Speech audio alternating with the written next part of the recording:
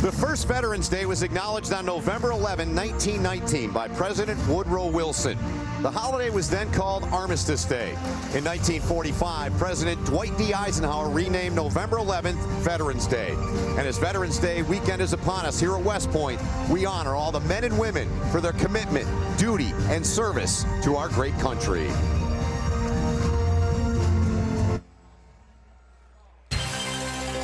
Happy Veterans Day weekend. What a place to get things kicked off here on a Saturday of college football here on CBS Sports Network. Along the banks of the Hudson River, Army back on the home field. They welcome in the Minutemen from UMass, and we welcome you upstairs to the broadcast booth. So good to see you alongside Ross Tucker. He played his college ball at Princeton, 7 years National Football League. Tina Cervasio down on the field. My name is Ben Holden. It is a pleasure and an honor to be with you here today from West Point. Ross, these two teams are hungry for wins, desperate for wins. Army last week, we had them in Air Force, a 4-point loss, a tough loss for them. UMass blown out by Liberty. Again, two teams hungry for a win. Well, I was in this situation too many times, unfortunately, where you are just scratching and clawing anything you can do to get a win. They both think today is a good chance for a win, which means it should be a great game. Should be, and for Jeff Monken and Army, more injuries have crept up on the Black Knights. Peyton Reeder will miss his second straight on the offensive line. Cam Harrison, who was coming into his own, had a monster week last week, is out, pulled a muscle in practice this week in a drill, and Cole Christensen is out with a lower body injury. Jabari Laws still is not 100% at quarterback. He gets the nod today. Was he ever great last week? So impressive. I knew he could do this, Ben. I knew he had good quickness and speed, but it's what he did with his arm. Down the sideline to Malik Hancock, and of course, the big play to Cam Harrison down the middle, the 87-yard touchdown. 9 of 11, 214 yards. Terrific performance. But on the other side, UMass's best player is Isaiah Rodgers. Look at the numbers that he has stockpiled both on defense and in the return game. They need him to make a big play today. They do, and he's capable, fully capable. You better be aware when you're in Mr. Rogers' neighborhood. We'll leave it at that. Jeff Monken, the Army head coach, now in year number 6. His team has lost 5 in a row. That hasn't happened here since Monken's second year. They lost their final 5 in 2015. How about Walt Bell, Ross? 35 years young, the 4th youngest head coach in the FBS. Had some big stops in his career as an offensive coordinator before coming to UMass. Yeah, I'm not sure I'm ready for coaches to be younger than me. I didn't feel like I was that old yet. Well said, and there is the dangerous Isaiah Rodgers. He's returned 36 kicks this season for UMass, and as you saw there, Ross told you, he is a dangerous weapon.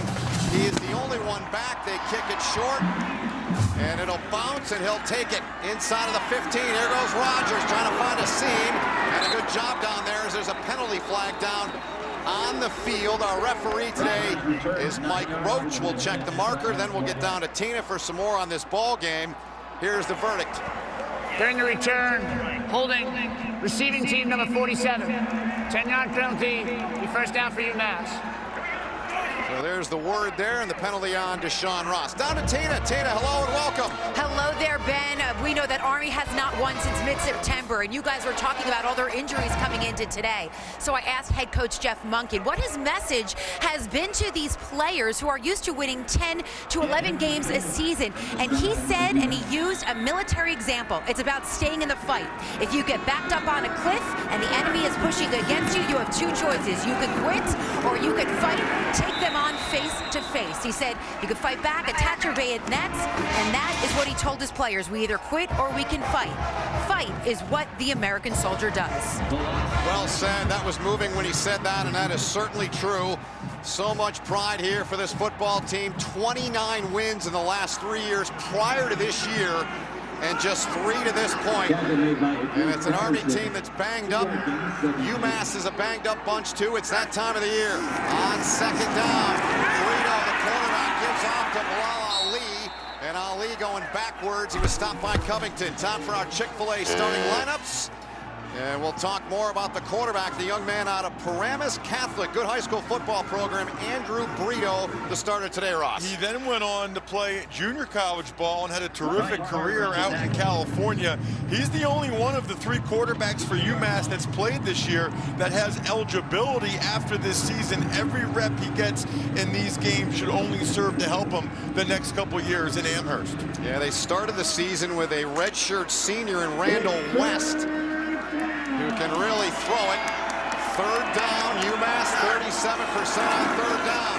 Army trying to get pressure, they don't, to the near side, incomplete.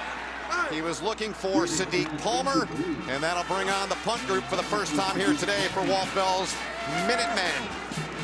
Actually a pretty good job there in the blitz pickup by the Minutemen. Army brought a couple extra defenders. UMass picked them up. Brito just errant with the out route. So their punter, they call him George Georgopoulos. He punted 11 times last week against Liberty. Line drive kick here, Miranda waits, and he got smoked right as he got the ball, and that was Rogers, their corner and their special team stud, making a big-time play there for the Minutemen. He is everywhere. Number 9, Isaiah Rogers. We talked about, watch that. That is perfect timing there. And if you're Miranda, I think you got to be a little bit more careful than that. That's not a ball you want to field. He's lucky, quite frankly, that he held on to that. Nice job, too, by Rogers, trying to get that right shoulder in there rather than leading with the helmet.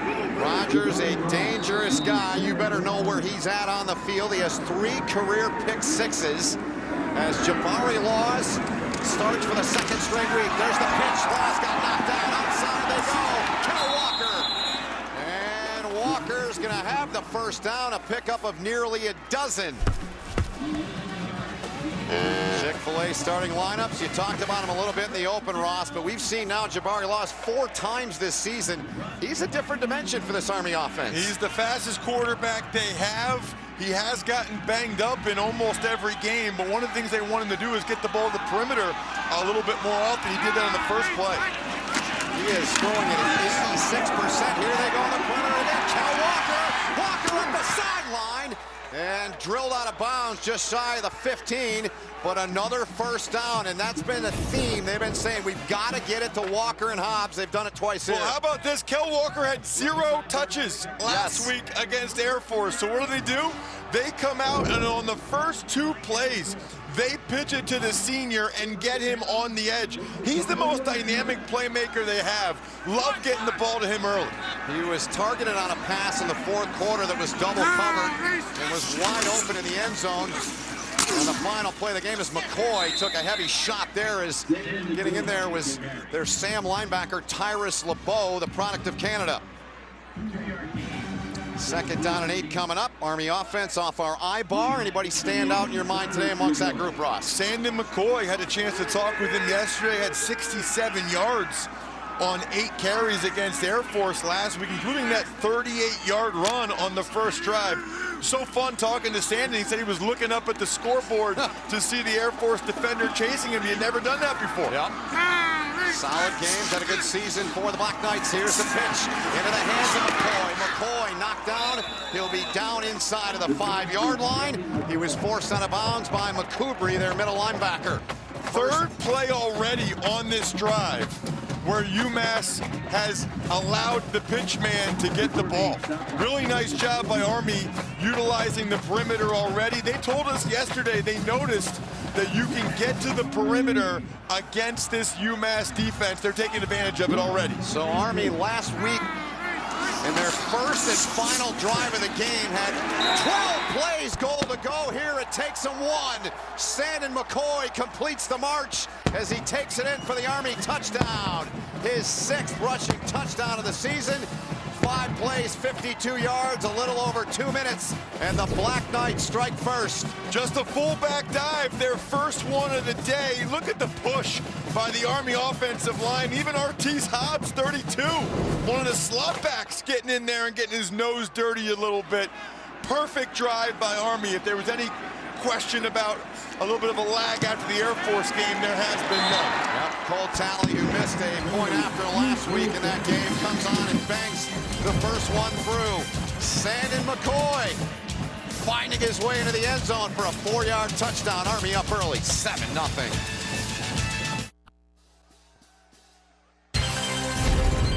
College football on CBS Sports Network is sponsored by USAA. What you're made of, we're made for. By Golden Corral's New York Strip and Butterfly Shrimp. Weekends only. Golden Corral, the only one for everyone. And by Bass Pro Shops and Cabela's. Your adventure starts here. Hey, you got to support the team, right?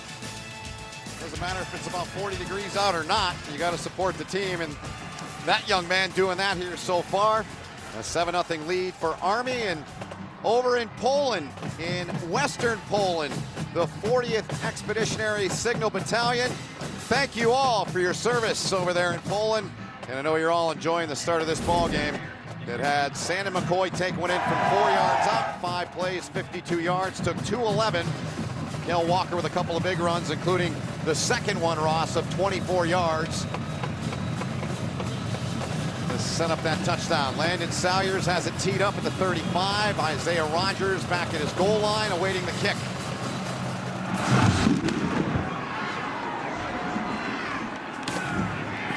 Rogers finds an opening. Rogers out over the 30-yard line, and they're going to spot him down at the 32-yard line. 19-yard. Barry Moore and company in there to make the stop. Going to be curious to see whether or not UMass can establish the running game at all. I mean, their first 2 snaps, they went backwards, but in the games where they've had some success, against UConn as well as against Akron, they've been able to run the football. As you see the Chick-fil-A starting lineups, their left tackle, Larnell Coleman, is the best of the bunch. His 22nd consecutive start at left tackle. Here's Brito now, and that one dropped. You can see the frustration there as Samuel Emelis right into his mitts. He couldn't reel in the catch. Second down coming up. I like the frustration, though, that he went to kick the ball. That would probably be my move as well. Yeah, no kidding. Army defense cycling through off our I-bar. Our lineup's brought to you by Chick-fil-A. Keep an eye on Donovan Lynch, number 11. Had to start last week against Air Force, had a career-high 9 tackles. Yeah, he did. Half a tackle for loss. Here is O.C.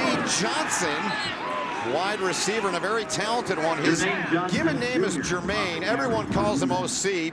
It's a nickname his father gave him as a child. He sets up a 3rd down and 3 coming up here for UMass. He's one of the guys they really like and want to get the ball in his hands. He leads the team with 33 receptions coming into today. They could use him here to convert. They need the 42-yard line. And the first down run as they ran it out of the Wildcat there. That was Ali, Bilal Ali, who had just 3 carries on 6 yards last week in their loss against Liberty. They're glad to have him back. Good change up there by Walt Bell, especially having the receiver come in motion. That slows down the linebackers because they have to honor the potential jet sweep. And now they get tricky. Brito got a man wide open. Caught. And it's the tight end, Kyle Horn. He'll walk in. Touchdown, UMass. The Minutemen pulling a couple of tricks out of the bag there. A 56-yard pass from Brito to Kyle Horn for his 3rd career touchdown. What a terrific play call after they got the first down. They're going to fake the reverse, and then Brito's going to go deep. Everybody was open, Ben. I mean, he could have thrown it in the middle of the field. He elected to give the tight end the touchdown. Just a total breakdown by the Black Knight defense. Certainly was. Jeff Monken looking up at the scoreboard. UMass is missing a guy. They are missing a guy on this extra point. They don't have a wing back on the left side. There he is. A late substitution. So Cooper Garcia has missed 1 point after in his career. He is now 64 out of 65, 98.5%. Jeff Monken spit and fire after the touchdown play of 56 yards to their wide open tight end. And the Minutemen, in about a minute, have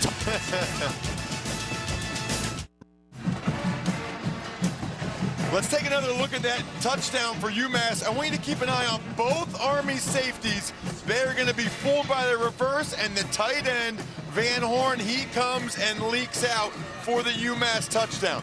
Both Army safeties, they're watching it. They see the handoff. Even though Velez sees the reverse, they had no idea it might be a throwback pass, and that's about as easy as it gets. There were a couple different UMass Minutemen that they could have thrown the ball to for a touchdown there. See, I told you it was about a minute 12 it took him to score. 4 plays and 68 yards, the 56-yard touchdown pass from Brito to Horn.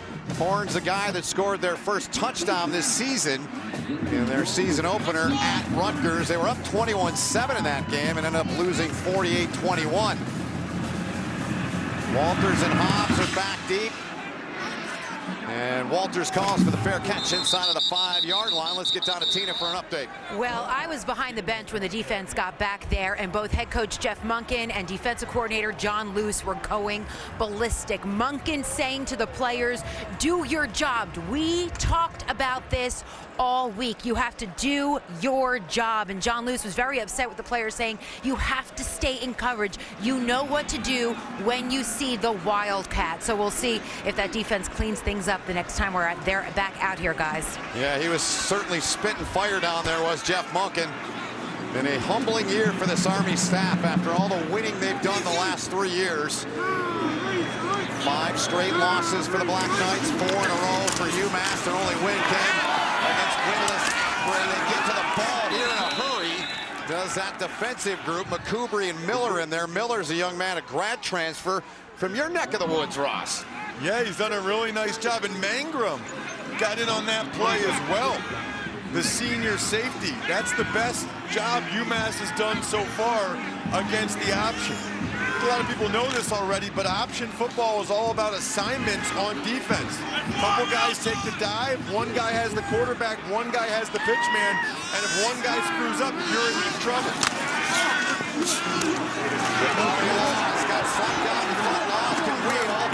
They get to him, but he's got the first down by about a yard as he was tracked down from behind by the young man we talked about on the last play, Jarvis Miller. Watch this cool play. You're going to see Laws going to reverse field and go all the way back around and follow the 2 linemen in front of him. Watch Powell and Sides both get out there and enable Laws to get the edge, and he's got pretty good quickness when he gets to the perimeter. And I know how much you like seeing those linemen get out there. Hey, that's the only time your mom gets to see you. That's right. Unless you're on TV. Short run up the middle was Connor Slumka.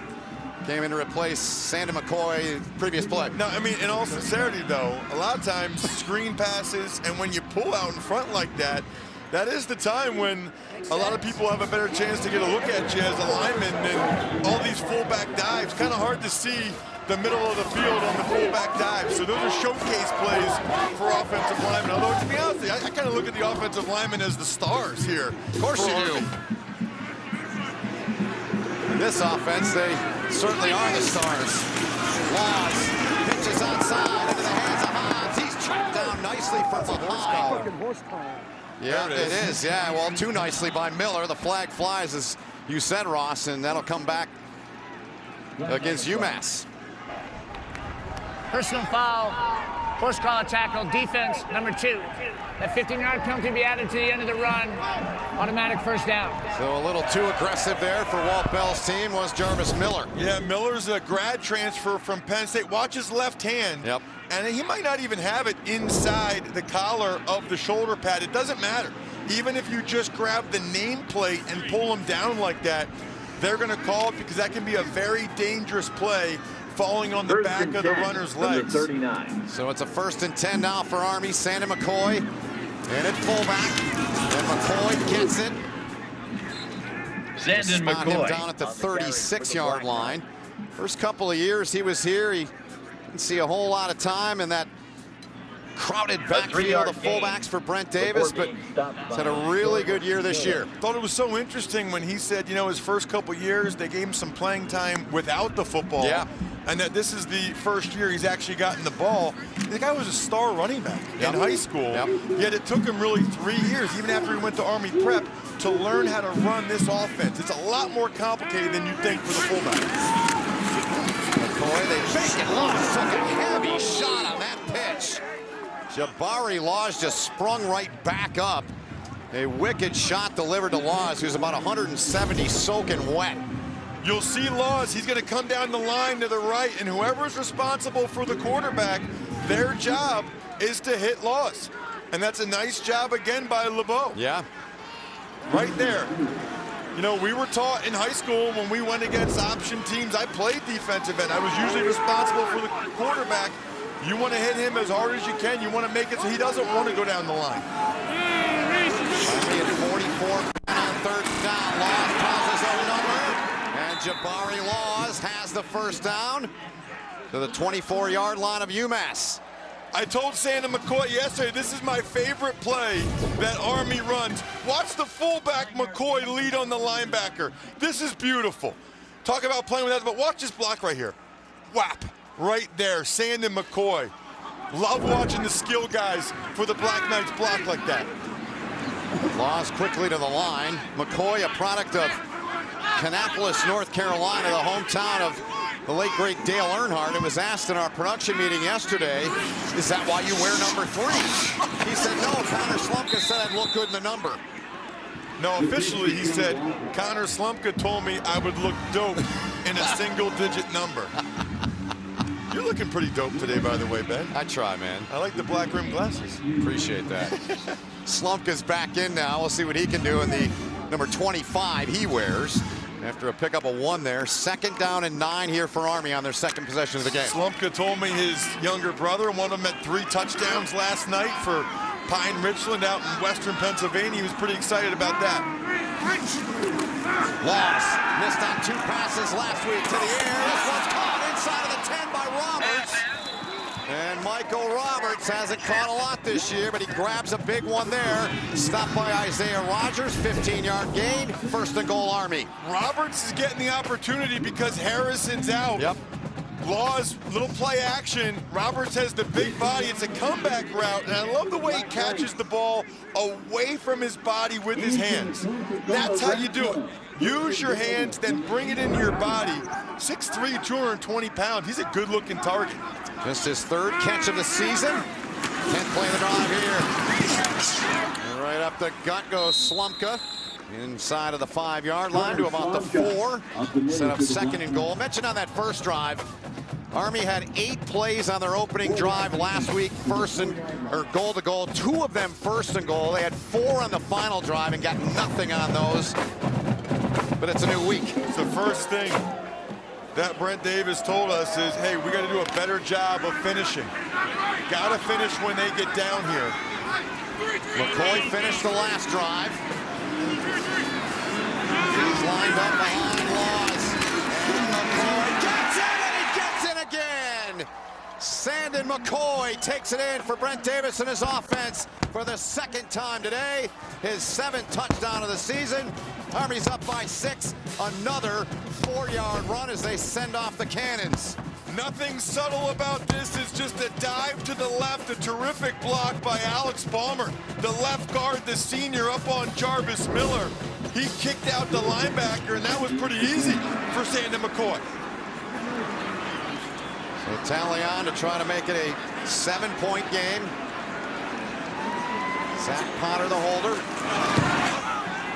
And it's 14-7 with 4 to go in the opening quarter. Veterans Day weekend here. Celebrating it here at West Point. The Black Knights off to a good start. Sandon McCoy, 2 4-yard touchdown runs for the Army offense. Back here at Michie Stadium, I want to remind you Armed Forces football is proudly supported by Bass Pro Shops and Cabela. Sandon McCoy with his 2nd career 2-touchdown game. His other one came against Georgia State in a 7-point loss for Army. 11 plays, 75 yards, just under 6 minutes, and it was capped off by McCoy's second TD run of 4 yards. Isaiah Rogers awaiting the kick of Landon Salyers. Good pace to this opening quarter. Santa McCoy's kind of become the designated touchdown maker down there when they get goal-to-go situations. Certainly has. A junior out of Kannapolis, North Carolina. Beautiful West Point Saturday. Good turnout here. Veterans Day weekend.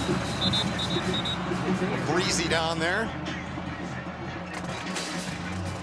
Even though it's only about 40, it is still a gorgeous day here along the banks of the Hudson. Perfect day for college football. You get a great look at the stadium. Bill Thayer, our producer, Michael Frank, our director, Tom Wicks, our AD, and all of our hardworking crew. Appreciate all they do. Rogers from the 11 had a 20-yard return last time. He's got wheels. Rogers over the 30. Rogers out to the 40-yard line before Radigan took him down.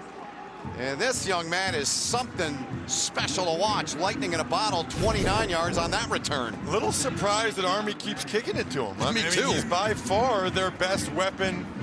Defensive coordinator Azir Abdul-Rahim told us he's one of the fastest players he's ever coached, which says a lot considering Abdul-Rahim was at Alabama and at Maryland.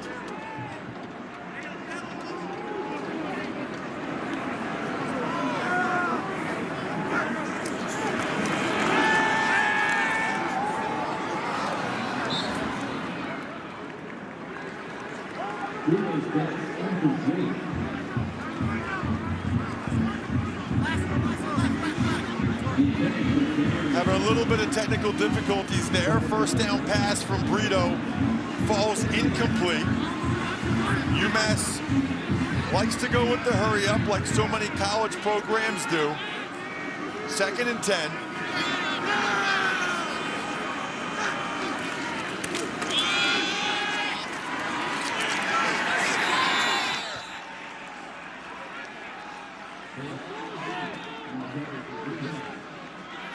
Handoff there. Nice job by Javari Bordeaux. The corner, it's one of the things cool about Army is how well their corners are able to cover. 3rd and 10. This is usually a pressure down for the Black Knights. Eric Smith and Ryan Parker are the 2 linebackers. Let's see if they heat them up or elect to play coverage. Here they come. Brito back to pass. He had him. Had an open receiver right there in Noah Boykin, just not able to hit him. Let's take another look at it. You'll see from the right side of your screen. Here comes Army with the blitz. UMass does a pretty good job picking it up. Brito had his receiver man-to-man coverage on Velez. If he leads him there, that's a first down. That's a pass that Brito has to complete. I believe I'm back now. There he is. First punt from George Georgopoulos. I got 40 yards. I was kind of liking that. I'd have been okay if you... Your run is over. Your run is over. Unless my headset goes out again. I always wanted to try play-by-play a little bit. Georgopoulos, Miranda took a heck of a shot from Rogers on that first punt return. Fair catch there. And Army's got it with good starting field position. 2:55 to go in the opening quarter. Black Knights up 7. Today's college football 150-year flashback is from the 1998 FCS championship game between Georgia Southern and UMass. The Minutemen jumped out to a 24-7 lead early in the second. Minutemen had 5 rushing touchdowns, including 3 by Marcel Shipp, who would go on to the NFL. They won 55-43. And the man on the Army sidelines, Jeff Monken, knows all about that. They're from 97 to 2001 with Paul Johnson as a running back coach, then later the head coach. That picture at the Swamp in Georgia when they pulled off that massive upset before Monken came north here to Army. And we had a great time talking with the coach about that yesterday. He remembers every single detail of that game, and he was still burned up that they lost the game after 7 turnovers against the Minutemen. Yep. Good start to the game for Army running the football. They had just 129 yards last week against Air Force.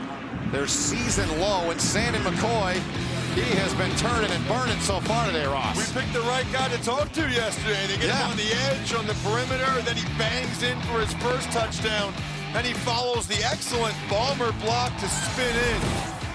For a guy that never really got the ball before this year, he has certainly picked up the nuances of playing the B-back in this Army offense. Started the opener against Rice at 70 yards. Laws keeps around the right side. Tripped up down low. It'll bring up third down by Christine Tomaso on the stop there. Gain of 2. Really nice job by DiTomaso chasing that down the line. The redshirt sophomore from Franklin Lakes. That is not an easy play to make, to tackle the quarterback on a lead option. Inside of 2 minutes to go in the opening quarter. 3rd and 5 for Army. They're looking for the 37. Other years, this would be a running down for Army, but Laws has been throwing it so well. Yeah. Laws pitch into the hands of Walker. And Walker's going to come up shy by about 1.5 yards, forced out of bounds right there by the Will linebacker, Mike Ruane. They're going to come with the pitch to Kel Walker after they fake it to Sandon McCoy. It's a nice job by Ruane, 33. That's his responsibility. Chased it down the line. Army follows the analytics. 4th and this short is a go, and usually a quarterback sneak. And they give it to McCoy, and Sandon McCoy gets to the 40-yard line. They'll move the chains. First down for Brent Davis and his guys. Ruane on the tackle once again. You could tell right before the snap it wasn't going to be a quarterback sneak because McCoy had more depth than they usually have when it's quarterback sneak. But in those 4th and short, it's almost always essentially wedge blocking by the offensive lineman. Every offensive lineman puts their helmet on the hip of the guy next to him. 9th first down of the game for Army already, inside of 1 minute remaining in the opening quarter. Laws has Slumka behind him. Laws fakes the handoff, keeps, broken tackle, Laws still going, and a good run there by Laws. He'll pick up 15 on the run, stopped by Josh Wallace, or Jabari Laws may still be running. Really good read there by Laws. He put the ball in Slumka's belly, saw the defensive lineman close, pulled it, and then took it around the edge. Looks like Army's going to take it to the quarter here. Looks that way. Leading by 7, a pair of 4-yard runs from Sandon McCoy. And Walt Bell, his team, with a touchdown pass of 56 yards on a trick play that worked for the Minutemen. So that's it for the opening 15 minutes of play here. Veterans Day weekend here at West Point. After 1, Army on top, 14-7 over UMass. You're watching college football on CBS Sports Network.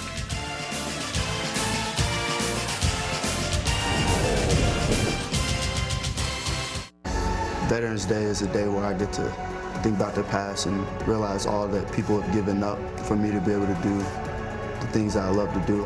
Veterans Day is an important day to me, just to be in this uniform and be at this school and to walk in the steps of thousands who have come before me and set the standard. Just the most incredible people that have walked this earth, worn this uniform and fought under that flag. It's just really special to me to even have the opportunity to say that I'm sharing the same profession. See Cole Christensen there out of the lineup today, but this place is a moving, inspiring place. It is just, it's powerful when you come here. There's a feeling about it that's, I've been a lot of places like you have, Ross, and I don't know if there's a more inspiring and powerful place I've been to do what I do for a living, calling games in my life. One of the biggest reasons this is an honor and a privilege is knowing how many veterans are watching us right now. Armed Forces Network around the world watching our broadcast today. We thank all you for watching and for all of your service. First down run, Kel Walker. First time in about a half dozen games we've seen him get the ball this much, this early in the game. There's 2 reasons for it, Ben. Number 1 is they realize they got to get the ball to their playmakers on the perimeter more often. And number 2, Coaches even told us yesterday, UMass struggles to cover up the edges in the run game. That's really where they can be had, and that's where Army's taken advantage so far.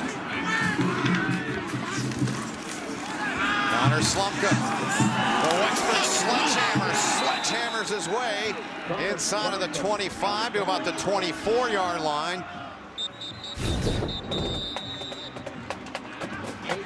One of the things that watch him lower his head, seems like the first guy pretty much never tackles these Army B-backs. And down on the field there's Sam linebacker Tyrus LeBeau, product of Montreal. They'll tend to him. We'll step aside here early on in quarter number 2 from Michie Stadium. So Tyrus LeBeau there, the blonde hair out of the back of his helmet, hobbling off. Already missed 3 games with injury this season. Walt Bell told us earlier in the week they finished the game last week, he said, with what, 40 scholarship players? That's all they had. Well, it's a combination of attrition from the last 3 recruiting classes and just how banged up they are this year. Army with 144 total yards to this point. Got the first down there. They'll add to that total. Kel Walker 6 for 56 yards. Santa McCoy 7 for 30 and 2 touchdowns. Walt Bell was pretty honest with us when we talked to him this week. He said, look, we've got guys playing on the defensive line, young guys, freshman defensive linemen that just aren't ready. They shouldn't be in this situation. You see Kel Walker, what a difference between the first 3 and the last 6, but the key numbers at the bottom. 56 yards already on 6 touches. Yep. What they want. Laws keeps it, slithers through there, and a great tackle to save the touchdown there. Excellent work by Ruane, who's got 8 tackles already in the game for the UMass defense. That was a big one. Watch the fake here. They fake the fullback dive, and then Laws is so quick. You know, he gets up in the crease, and look how frustrated he is. He thought he was going to score. He did. He saw nothing but green grass in front of him. Ruane makes the ankle tackle. Sandon McCoy back in at fullback. See what Army's done in the red zone. McCoy's done the damage, the heavy damage in there. 2 touchdowns from 4 yards out. Billy Wooden, the defensive tackle, wrapped him up there and stopped him. But it moves the chains for Army and sets up 1st and goal. Well, Billy Wooden's one of those true freshman defensive tackles that probably is not really ready to be going against Army and getting the dive run right down your throat 40 times. But that's who UMass has right now. That's who they're going with, and it's going to be a real test of their mental and physical toughness. They certainly like his upside and his potential. Product of Towson, Maryland. McCoy didn't fool UMass that time as Ruane in on the tackle. Wallace helping out as well. 2nd and goal upcoming for Army. Speaking of all that youth for UMass, what surprises you the most on that graphic, Ross? Alabama at 9. They have kind of a big game later on today against LSU on CBS at 3:30 p.m. Eastern. And, you know, you might expect to see a struggling program like UMass have 7 true freshmen, but 9 for the Crimson Tide. Probably 9 5-stars too. Here's Laws. McCoy, Sandon McCoy matching his uniform number. A hat trick of touchdowns in the first half for the big fella. And Army's on top 20-7. 5 yards on that one, capping a 12-play, 73-yard march for the Black Knights. UMass has no answer right now for this fullback option pitch. There's just nobody there. Artis Hobbs goes that way, and as soon as he motions the other way, I think that's the guy that's supposed to have the pitch man, because when they run down the line, there's nobody for the fullback when they're running the fullback pitch play. And that one almost blocked. Talley got it away as it came hard off the corner there, and Sandon McCoy into the end zone for the 3rd time today. Army on top, 21-7.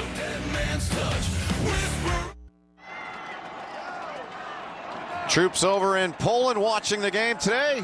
Thank you all for your service. The 40th Expeditionary Signal Battalion. Easy for me to say. Let's get down to Tina. She's got a very special guest. Tina. Yes, Ben, it is an honor to be joined by the Secretary of the Army, Ryan McCarthy, just sworn in a little less than 6 weeks ago. So congratulations, sir. And you spoke to all of the cadets last night and gave some words of encouragement to this football team. What did you tell them? Oh, I told them that setbacks are normal in life, but with attitude and effort, we can overcome anything. And I'm very proud of the way the team stepped forward, and we're up 21-7 already in the first half. Mr. Secretary, as you stand here with over 4,300 cadets behind you, and they are future soldiers and officers, but part of your responsibility is recruitment. What is your priority in that process of recruiting? With recruiting, showing these men and women how all the opportunities that exist in the Army to reach their potential. But most and foremost is getting them the resources that they need and the time that they need to train. We're working very hard to continue to get the budget passed, and I know we'll get the resources required to train the force. And as a veteran yourself, and you were deployed to Afghanistan with the 75th Ranger Regiment, on this Veterans Weekend, what is most important to you as we recognize our veterans? Love to just be around my fellow veterans, thank them for their service, and to have a good day off with my family. Well, thank you, sir, for your service, and it's just an honor to have you here today. Thank you. This is a great weekend. Thank you. Then back to you. Thanks so much, Tina. Thanks to the Secretary, and good stuff down there on the field here at Michie Stadium. And there he goes, right into the core. Oh, that is I awesome. love it. He should body surf all the way to the top. They'd help him out. That is cool. Back to it here is UMass trying to get something going. This is Cam Roberson, converted wide receiver. They had no depth, and back into the core. He's in there. They need to surf him all the way to the top, lift him up, put him all the way up top. That is so cool. You know, you learn about somebody real quick sometimes in life, right? He did a nice interview with Tina. Yep. Like, all right, very professional. Then he jumps in with the cadets. That was awesome. Terrific. It's my kind of guy right there. Yep. Second down and 7. Facing Ron Stoddard, and the Army defense here is UMass. Going to keep this drive alive. And they're not going to do it with plays like that. Taken down back at the 20-yard line as Bonsu made the stop. Kwabena Bonsu in there brings up third down as he got Jermaine Johnson, also known as OC. Watch Bonsu. He's going to chase this all the way down the line. The sophomore defensive lineman, he's slanting that way, beats the blocker across the face. He moves well laterally for 6'4", 280. There's a reason why he's the most productive defensive lineman they have. Brings up third and long. Again, typically an Army pressure package situation. Brito out of the shotgun. Pressure coming. Brito trying to get away from it. On the run. Flings it. Intercepted. Intercepted by Velez, and he's taken down inside of the 15. Army's in business. No flags on the play. A ball that Brito clearly shouldn't have thrown, just trying to avoid the sack. And Ryan Velez comes up with his second pick of the year. It started with the pressure. I told you, here comes the nickelback, Malcolm Morrison, off the edge. UMass, again, actually does a decent job picking it up initially, but Army just keeps going, and this is a throw you can't make if you're Brito. Not able to get nearly enough on the football. I think he was just trying to throw it away, but as Bonsu was pulling him down, he just was not able to get enough on that football. That is a very, very costly turnover. It certainly is. Army coming in had only forced 4 turnovers in the last 5 games, so a big interception there. Their 6th of the season. And they are in business inside of the red zone. Slumka, Connor Slumka, still going down to about the 3-yard line. He's close, but I don't think he's got the first down to set up goal to go. Love the little inside trap there play there by Army. That's not the option. That's not a fullback dive. That's an inside trap where the left guard, Bomber, kicks out the D tackle. And Army sniffing the goal line again. Slumka's already seen his buddy McCoy get 3 touchdowns. I think he wants one. He's on the cover of the program today. That's right. The senior out of Wexford, PA. You gotta love the 4-point stance. Yep. His father was a defensive lineman here, 91 to 93. Play clock winding down. Wiz down to 1, and Loss just gets the play off. Slumka's got an easy touchdown. There it is. Slumka gets in. He gets a piece of the action. fourth rushing touchdown of the day for Army. 3 for McCoy, and that one from the Wexford Sledgehammer, 3 yards to make it 27-7. It's the same fullback dive they always call. He just read it and went out a hole wider. Terrific blocks on the edge by both Kel Walker and Jetty Klein enabled Slumka to bump it out 1 hole wider for the walk-in touchdown. So Army with the 6, looking to make it 7 off that turnover. 15th takeaway of the season for the Black Knights. 6 interceptions, 9 fumbles they've recovered.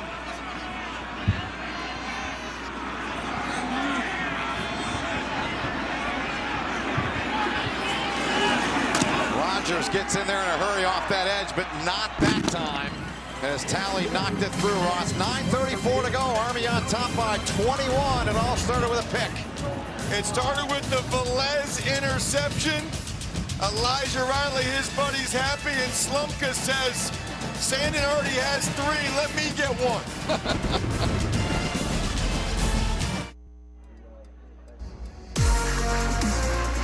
I decided to come to West Point because I thought that it would make me the best version of myself.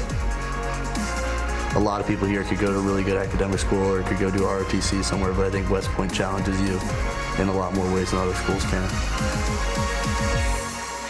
Connor Slumka, he is our Mercedes-Benz player profile today from Wexford, PA. Mentioned his father on that last drive. Today, 6 rushes, 30 yards, and that touchdown run.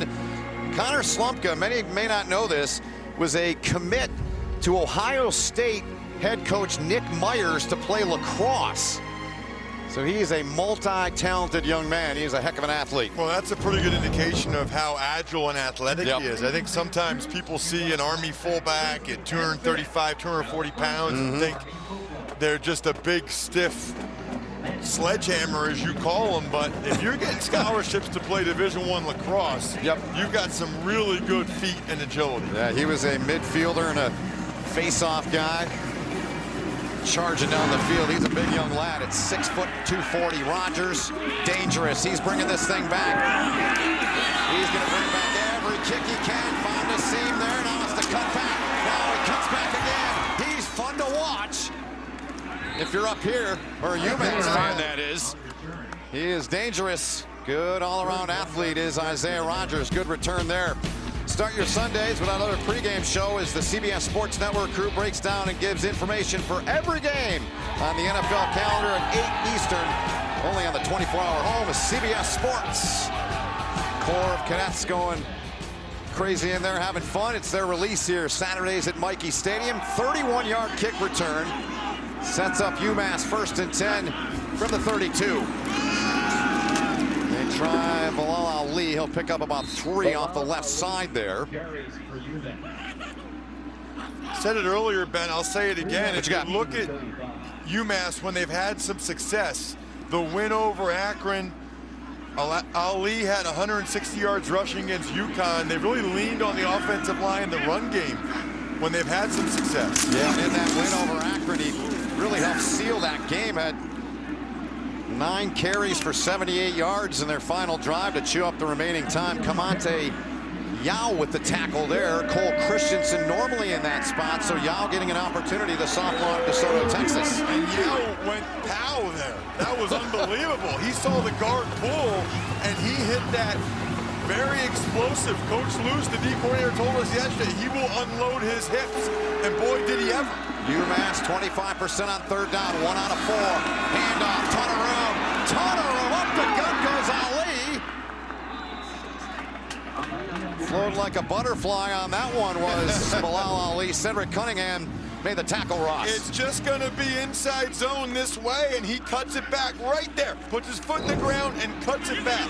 Gain of 23 as we come back on live, and on the near side, the young man that Walt Bell told us about, Darian Wiley.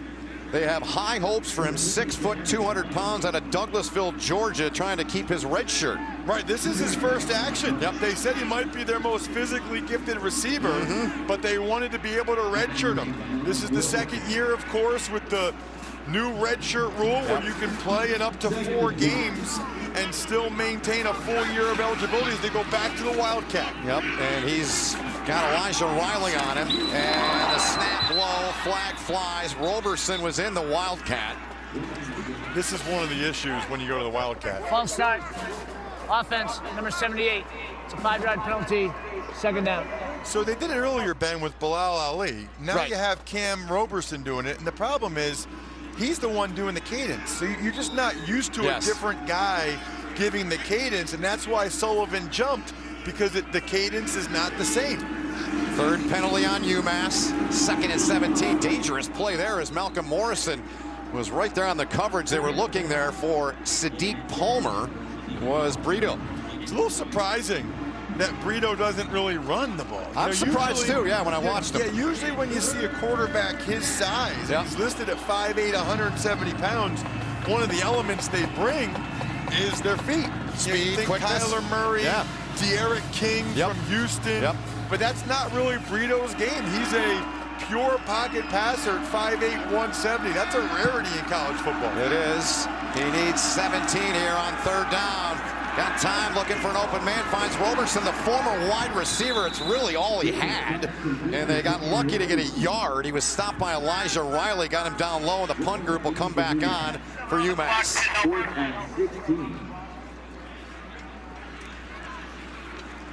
Kaya Miranda will await the punt.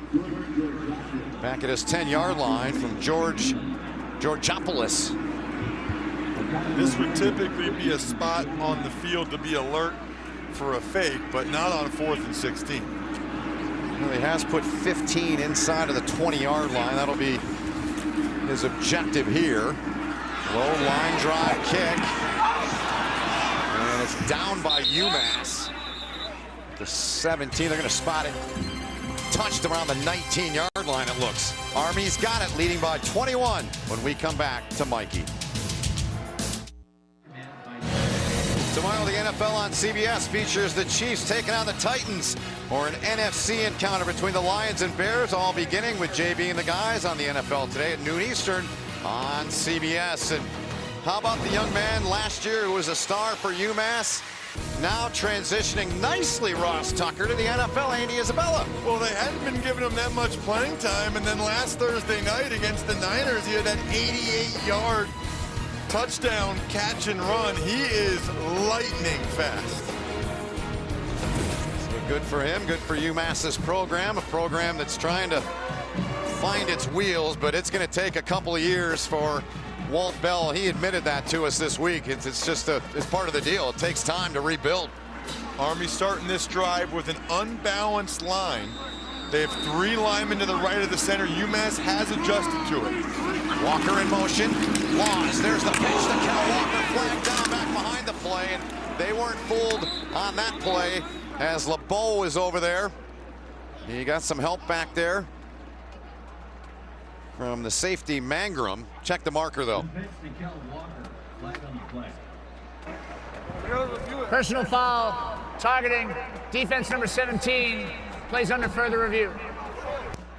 So that one on Chinadu Agbana, who plays their Buck linebacker. Here's a look at him, Ross.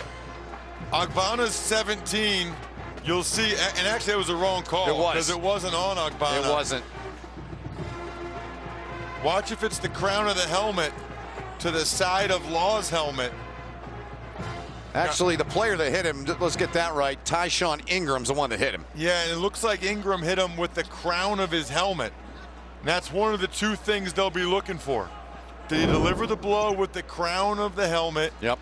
And was there a targeting indicator, which would be a launch, anything like that? I think this is going to stand. Here's the word. After further review, there is no targeting on the play. Number 17 remained in the game. It'll be second down. The game clock will start on my signal. So the replay official, Rusty Acree, who we had last week at Air Force, felt it was not targeting. Well, the first problem might be that it's not number 17 that we're looking at. Correct. On the play. Yeah. I thought they were going to get him for the crown of the helmet there. You know, if it's above your face mask, a lot of times they'll get you for that.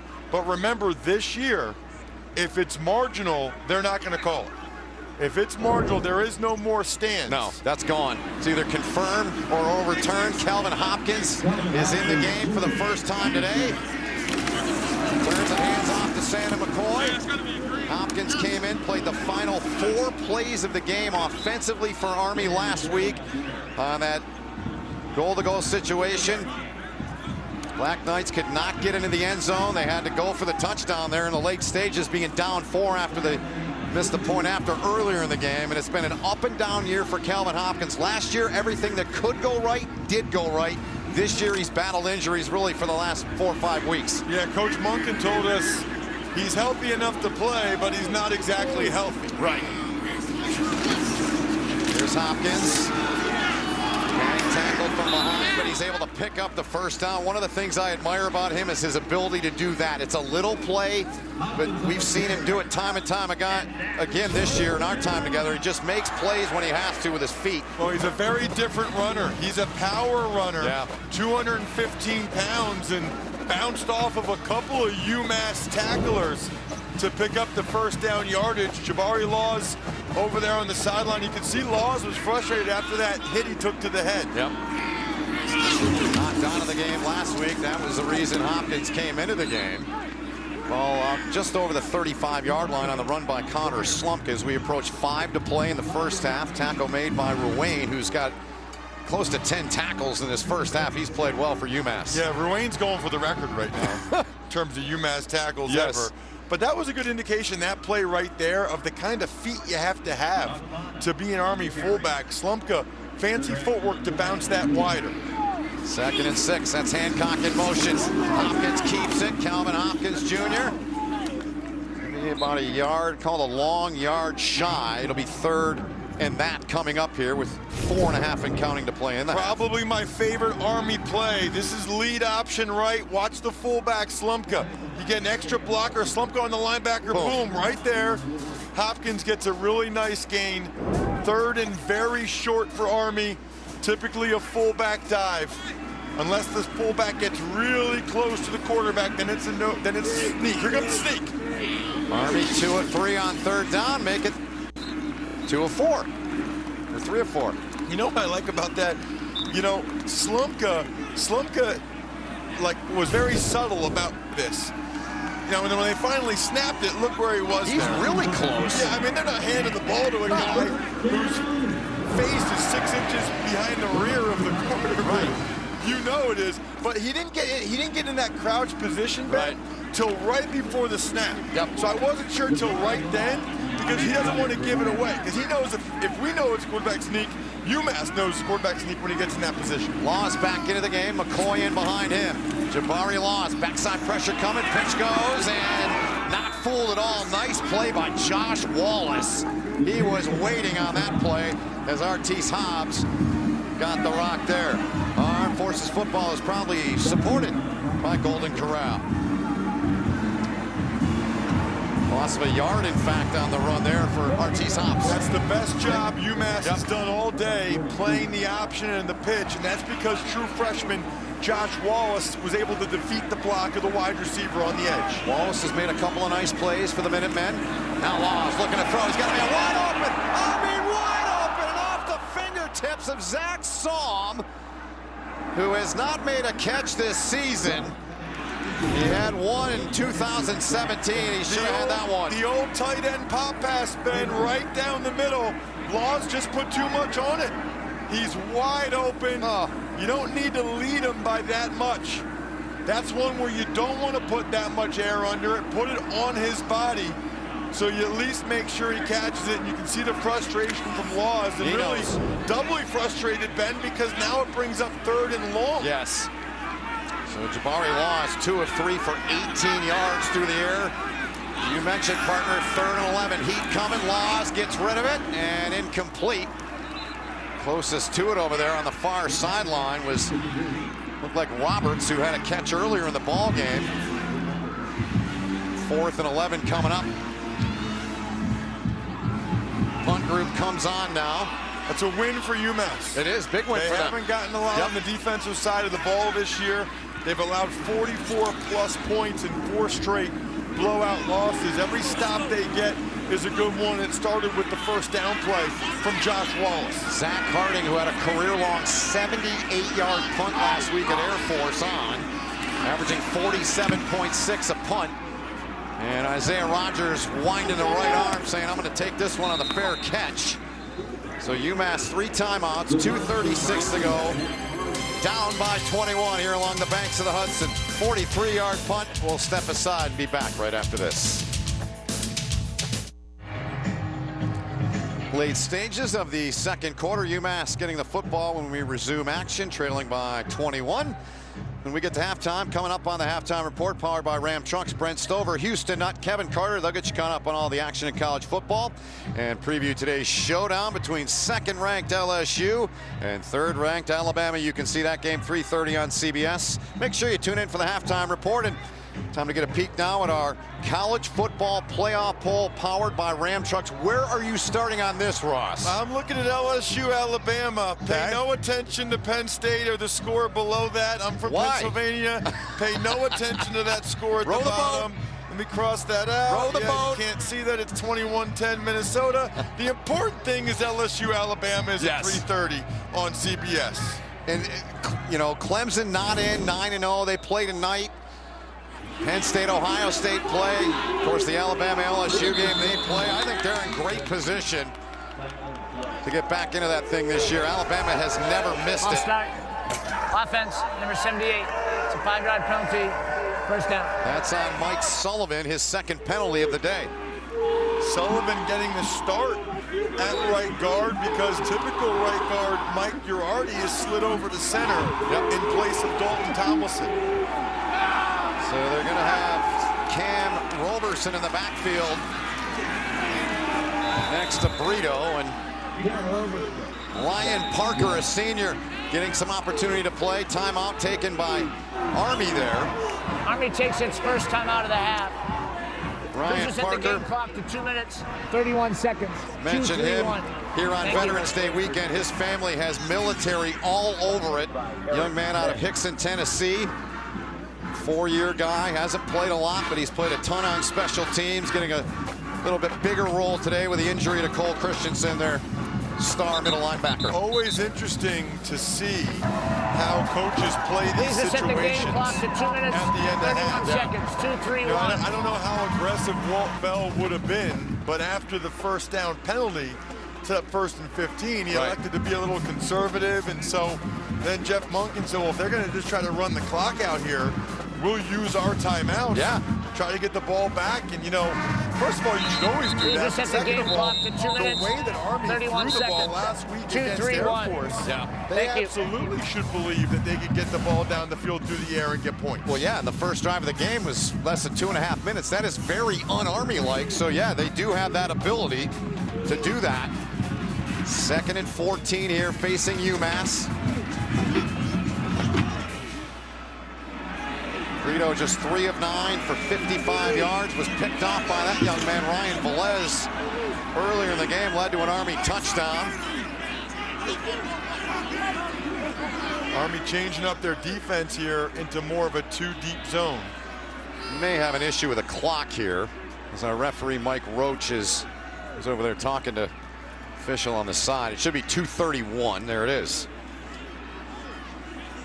Army was shown only 1 deep safety, and now they just changed it up. Velez should be able to get the single receiver some help at the top of the screen. Johnson in motion. That one dropped. Incomplete. Never caught by Samuel Emelis, the sophomore out of Montreal, Quebec. Should have been caught, but he dropped it. That's the second time. Yeah, it is. I mean, they're obviously trying to get him the ball to make some plays in space. He's got to catch it. You know, then it at least gives you 2nd and or 3rd and maybe manageable. Now it's 3rd and real long.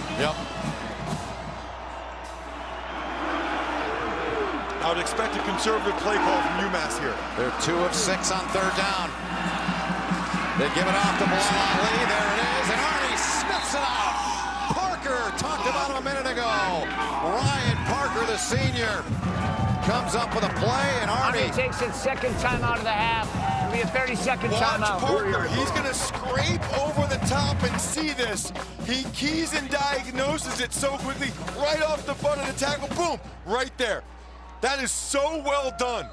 One of the things I love about this Army team is even when they have seniors that haven't played much, that get a chance to get out there, they play well. You can tell they've been practicing and getting ready for this moment. Parker only starting today because Christensen's out, but he's making the most of it. Yep. Decorated athlete before he got here to West Point. How about this? He won 15 letters and 8 state championships in his high school career. Are you kidding me? How do you get 15 letters? Yeah, 2 years of lacrosse, 4 years of wrestling, 5 years of track, and 2 years of shot put and discus. I was asking that, and obviously football. I didn't think you actually knew that or had that. Hey, come on, man. You do your research, man. I always like do, it. brother. Where'd you find that one? Impressive. I got away. Fourth punt of the defensive fake. And off the hands. They had Army fooled, and that's that youngster we talked about earlier, Wiley. He'd still be running. It's a good call by Walt Bell. It was there. They had what they wanted. Certainly did. It was, watch this. He's going to be right there. That's who they throw it to when he releases. There is nobody there. No one. That should be an easy first down and maybe even a touchdown. Yeah. And I respect the aggressiveness of Walt Bell, just thrown a little bit too far by Agbana, and Wiley not quite able to get another one there where you don't want to lead the guy too much. Just make sure he's able to catch it. So Army takes over first and goal. Sandon McCoy with the football. He's got 3 touchdowns here in this first half, all on the ground, of course. Connor Slumka the other, and Slumka's going to come in on cue and replace McCoy after a gain of 3. Agbana has had 4 tackles for loss, actually 6 tackles for loss in the last 4 games. Leads their team, yeah. But he's still shaking his head right there over that pass that he threw. Yep. Just let him a little bit too much. Now if you're Army, it's a totally different mode. Yes. Now you almost want to score slowly. Absolutely. Laws under center. Walker in motion. Laws cuts back inside. Leads and gets down to about the 3-yard line. Brings up 3rd and goal for the Black Knights. Tyrus LeBeau, another tackle for him. LeBeau and Ruane, they're all over. They must have a combined 57 tackles at this point. It's crazy. Every play we say LeBeau, Ruane, LeBeau. Army taking their time. This is exactly what they should be doing. Yes. The 2 plays they run most frequently down by the goal line are the fullback dive and the quarterback lead option. Yep. There's a toss near side. Hobbs and Hobbs. Touchdown. Artis Hobbs, 3rd Army running back to get into the end zone today. McCoy with 3. 1 for Slumka and now 1 for Artis Hobbs. 3-yard touchdown run for the Black Knights. Well, if I'm thinking fullback dive or lead option, so's UMass. So Army instead goes with the toss, and big Luke McCleary, the left tackle, number 68, getting the start, gets out in front, and Hobbs gets in on the fun. 2nd of the season, 4th in the career of Artis Hobbs. Pot of the hold. Strong-legged freshman kicker out of Rockwall, Texas, bangs through the point after, and it's 35-7 here with 56 seconds to play until halftime. And while we got an opportunity, it's time for our View Now of the Core, brought to you by M-Core. Beautiful sunny day here, and I mean, it is West Point. You'd expect them to be doing push-ups, right? Awesome. Like a postcard, always is here at West Point, and the troops over in Poland watching. We appreciate the men and women over there and all their service. Thanks for all you do for our great country over there in Poland.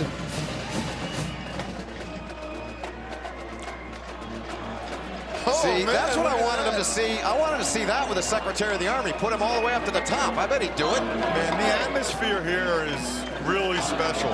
Highly encourage anyone, if you ever have the opportunity, get up here, the pregame festivities, the scenery, the Corps of Cadets.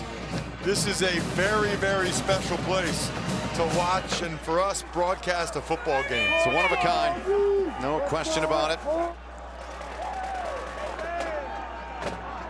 35-7 Army here with a little less than a minute remaining here in this first half. Salyers teeing it up from the 35. Of course, Isaiah Rogers, you've been with us, you've seen what he can do. He has 9 coming into the game. He had 9 of UMass's 12 longest plays this season.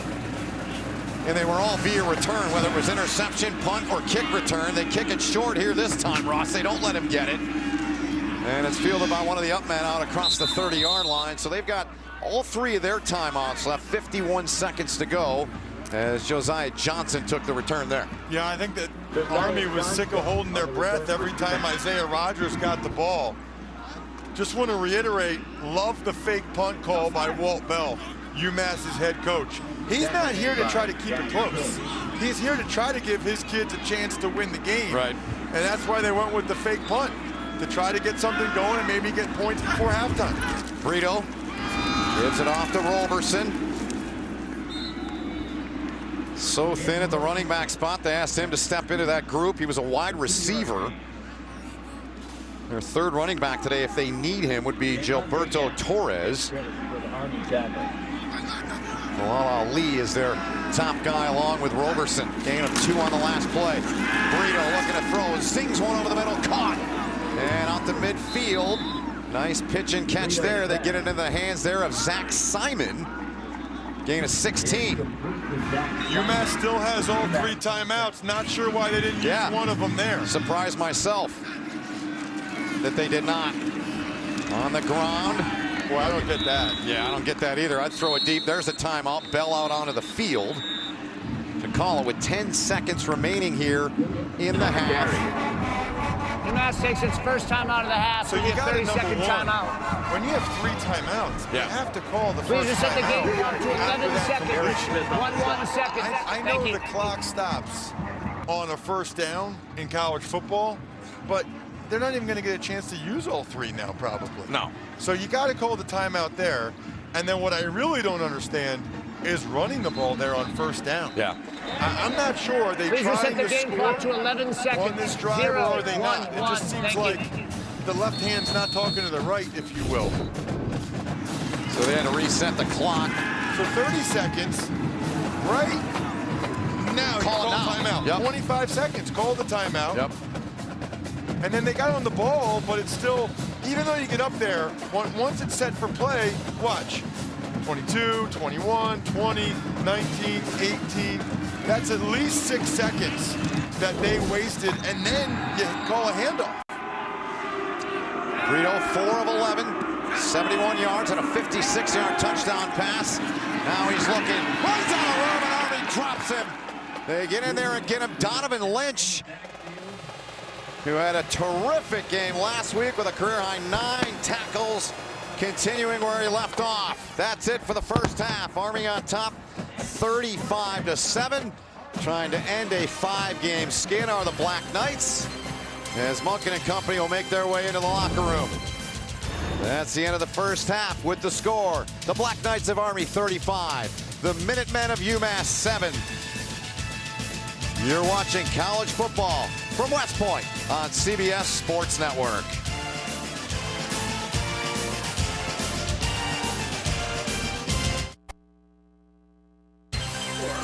Halftime continues here at Michie Stadium. Veterans Day weekend, and Army putting on a show against UMass. They're on top 35-7 over the UMass Minutemen. We'll come back and get the third quarter underway in a few moments.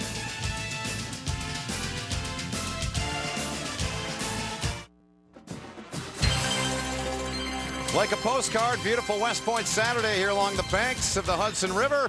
35-7 Army on top here, looking to snap a 5-game losing skid are the Black Knights. Ross Tucker, Tina Cervasio down on the field. My name is Ben Holden. A pleasure and an honor to be with you. And First half dominated by Army. They look like Army again. Yeah, they kind of got back to Army football, exactly what they told us they wanted to do, running the ball down after down and really wearing UMass down. Certainly did. We'll take a look at the numbers from the first half, and they're brought to us today by Your Exchange. Obviously, the rushing yards, glaring difference, everything else. What do you see that stands out? Well, first downs, time of possession, kind of what you'd expect with the lopsided rushing yards.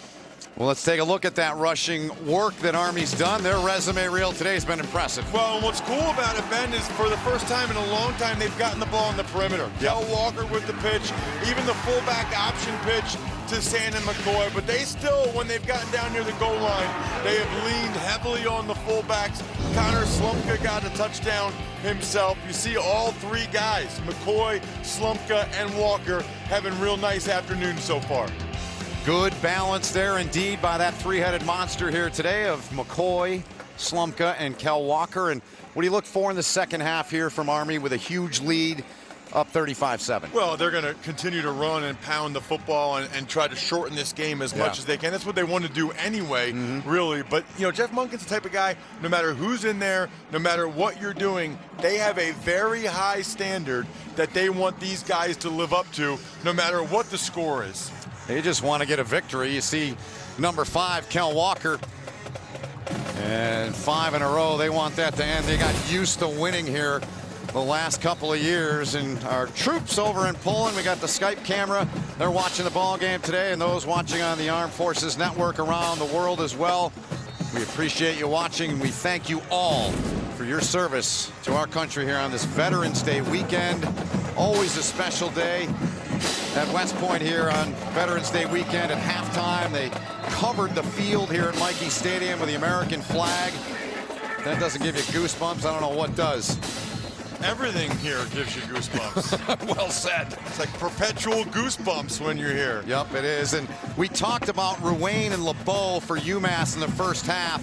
19 tackles between those two young men. 12 for Ruane, 7 for LeBeau. 19 tackles and 42 plays. They have stepped their games up today big time. UMass coaches said that they knew that this would be a test of the mental and physical toughness of their team, and so far they might be struggling on the scoreboard, but certainly the guys you just named and others have shown that there's no quitting them. So Cooper Garcia's got it teed up, sent the booted away from the 35-yard line. Third quarter underway here from Michie. And this one will be into the end zone.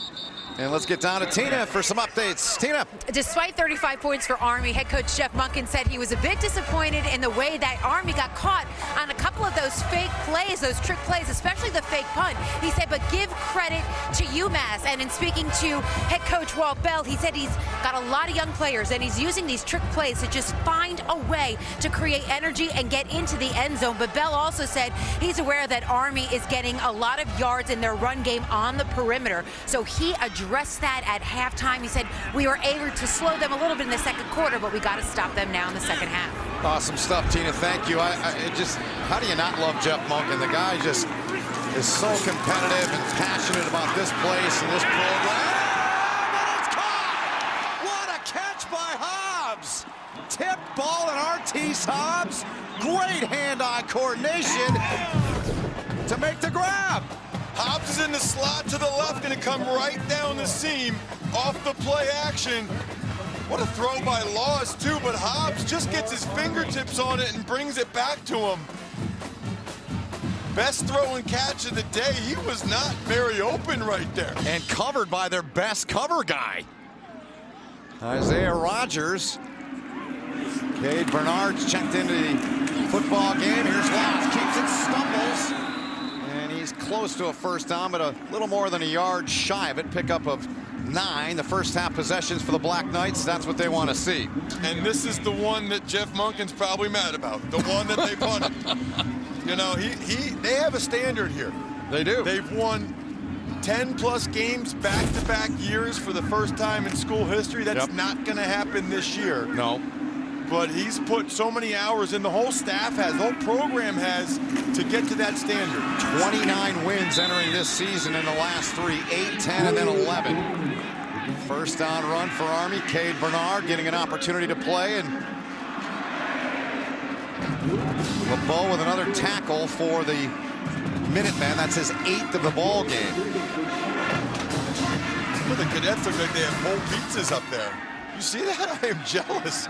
They're rocking whole pizzas in the stands. We do have one more game left here. Maybe you want to body surf next week. Maybe they'll give you a pizza. Oh, I would do that. I would do it too, man. Be fun. Walker drifts into the backfield. Fullback, and the ball's on the ground.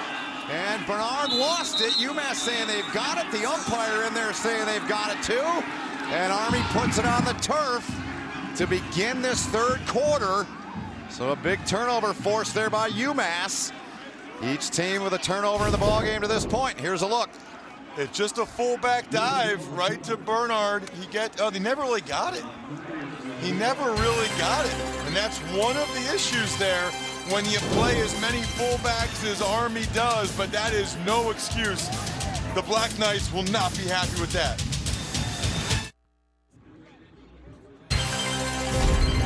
College football on CBS Sports Network is sponsored by Navy Federal Credit Union. Our members are the mission. By the Ram 1500, Motor Trend's 2019 Truck of the Year. By Chick-fil-A. Try their grilled nuggets for a bite-sized backyard taste of the grill on the go. And by Grow with Google. Proud to support veteran-led businesses. Good look at the core of Cadets here at Michie Stadium. Early on in this third quarter, Army had it to begin the quarter. 17th fumble this year for them, 10th they've lost. And by way of comparison, that has been part of the difference in this season. There are many facets to it, but that's been part of it. Right, third down defense has been a big one too, but yes, you can't have twice as many turnovers, and that just is agonizing for Monken, for Brent Davis, for fullback coach Mike Vitti, because of how much time they spend on those exchanges, on those handoffs. The fumble was recovered by Tyrus LeBeau, the redshirt sophomore who's been all over the field, along with Mike Ruane, their will linebacker. So here goes Brito and company, and Brito going to put it up in the air, far side, flag on the play, and Riley's out there, and that's going to be PI. Pass interference as they look to Samuel Emelis for the third time today. When 3 flags are thrown,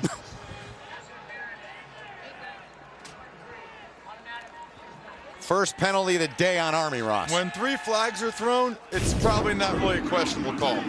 Right side of your screen, Riley always plays into the boundary, usually against a single receiver, and he's very physical. He's all over him, and it's usually okay. But when the ball's thrown behind him like that, and the receiver tries to work back to the football, it's pretty obviously pass interference. If that ball was thrown, if it led the receiver or thrown to the outside, he might have been okay.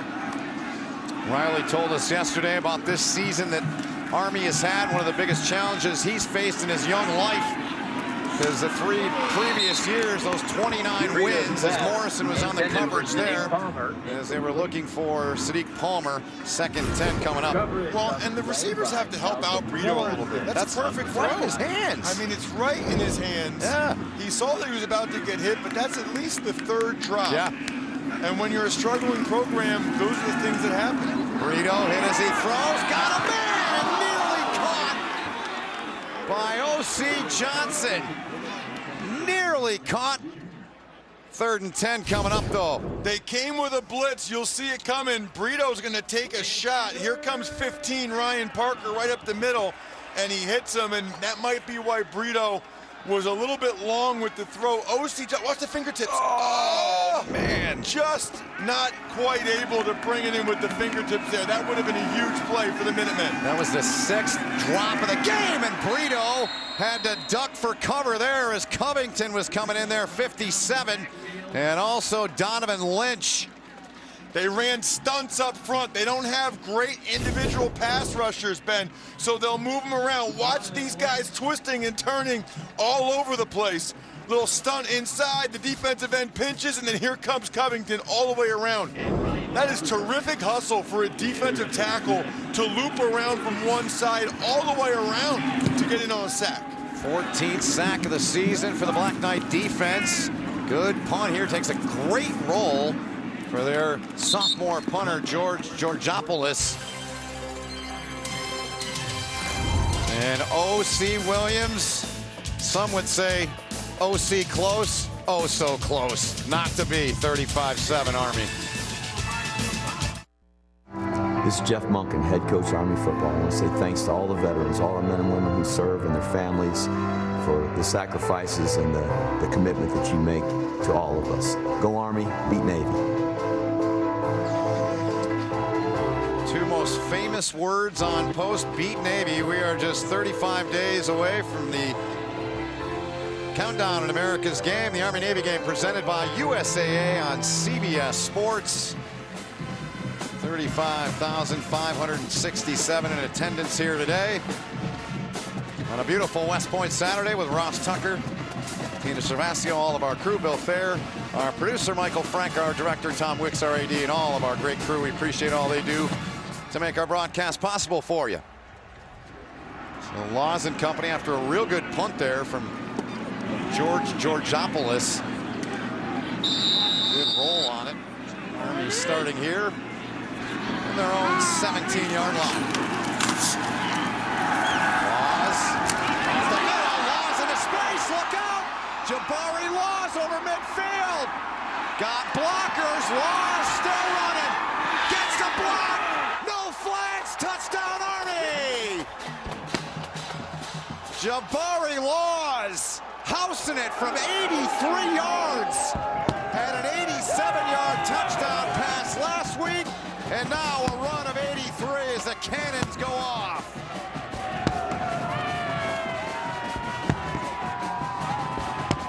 That is as good of a downfield blocking as you will ever see at any level of football.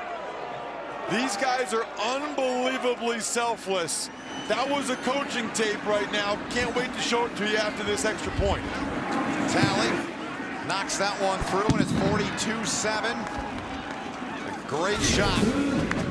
Teach us up. Well, so Law is going to go down the line and go up in here, right in that void right there. After the defensive end feathers it, there's the void. But watch the downfield blocking. Roberts, number 14, and 82. Watch it, 82-14. They're running, they're hustling. There's Kel Walker. And Jatiel Klein gets the pancake after 40 yards downfield. Watch 82. This is what it's all about. Yep. That's why you lift all those weights. Look at that. Pancake 40 yards downfield. On Dante Lindsay. Good job by Dean Powell, 67. It's a thing of beauty. You know, the receivers for Army don't get to catch that many passes. No. I know they don't do it because it's college football, but Jabari Laws should give that ball to Jatiel Klein so he can spike it. Yep. 8 for 140 in the touchdown. Jeff Ejeckham is watching somewhere. I got pretty close with Jeff. Good young man when he was here. As a wide receiver, he took such pride in that wide receiver group being the blockers they are, to your point, Ross. And that right there, Laws, that's one of the things they love about him. Yep. His speed. He can fly. It's been a while since Army's had a quarterback that can go that far that fast. Yep. Thinking back through the list of them, short kick, but Rodgers, look at him sprint up under this thing. He can fly. Look out, Isaiah Rodgers trying to make a play. And a good return by a very talented return man. Let's get down to Tina. Funny stuff down here on the Army sideline. The players were watching the replays up on the huge video screen here, and then every time they replayed the Jatiel Klein block, they were all jumping up and down and banging him on his helmet and celebrating with Klein, while Jabari Laws is sitting down trying to catch his breath. They're all looking at the Jumbotron now. Look, there's nothing that guys respect more than that effort, that hustle, and a downfield pancake by a skill guy. Good ball delivered there by Brito. And the catch made on the sideline. Nice work. Catch made by Brennan Dingle, the redshirt junior. Super hurry up now for UMass. They're really not messing around, trying to get as many reps in as they can and trying to get back on the scoreboard. Pickup of 8. They go back to the ground here with Ali. And he's going to be short, brings up 3rd and 1. I beg your pardon, that was Roberson, 23, not 22. Roberson on the run. Eric Smith with a tackle for Monken's defense. 3rd and short, UMass bringing in an extra offensive lineman here. Okay. So now they'll have 6 offensive linemen, including 3 to the right of the center. This is not an unbalanced line where they shift one guy over. It's just a heavy set where they've got a couple tight ends in, including a backup offensive lineman. 3rd and a yard. That's Emelis in motion. And flea flicker. Guido in trouble and just has to heave it and get rid of it. He had pressure. Eric Smith, the first there, the closest to him, number 53, 4th and a yard coming up. Well, they elect to try to go. They were going to try to get him to go deep here on the flea flicker, hoping that the safeties bunched. But Army was all over it. Nice job that time by the safety staying back. Remember John Luce, the D coordinator, Monken, saying, do your job, keep your responsibility. Exactly what the Army safeties did there. I would expect UMass here to run it now to get the first down. They're going for it for the 2nd time on 4th down. They're 0 for 1. They do run it, and they didn't get it. No. Just getting back to the line of scrimmage was Bilal Ali, and Ryan Parker's having himself a day. Got all over. Got to be happy for a young man like that, getting his opportunity, making the most of it. John Luce down on the sideline. Yes. Watch Ryan Parker. He's going to see this and attack. There is no chance to slow play. You got to go. And he gets in front of the face of Mike Sullivan, the right guard. Yep. Crosses his face. If you're Sullivan, the coaching point there is when you see they're running that cross dog, crossing both linebackers, you cannot let them get across your face like that. Love the defensive call there by John Luce to run that cross dog. They knew that inside zone run was coming, and they stuffed it. So if you weren't with us in the first half, we talked about all the accolades Parker had as a high school athlete. 15 letters, 8 state championships, had a chance to be a preferred walk-on at Notre Dame, but because of all the military and his family and his background, that had to obviously play into the decision for him to come to West Point. And you said it, great to see a guy like him, a senior that really hasn't had much of a chance to play in his career. Calvin Hopkins in at quarterback, hands off to Connor Slumka, and it's going to bring up a 3rd and about 2, we'll call it. Interesting to see Army on that 2nd down play. They went with a hurry up, and one of the UMass defenders is slow to get up. Can't lose that guy. Ruane's been everywhere. Yeah, he has, the junior out of Middletown, New Jersey. First half, he had a dozen tackles after 6 last week against Liberty. He has played really, really hard here today. I'm sure he's got a lot of family and friends here, being close by New Jersey. Walking off under his own power.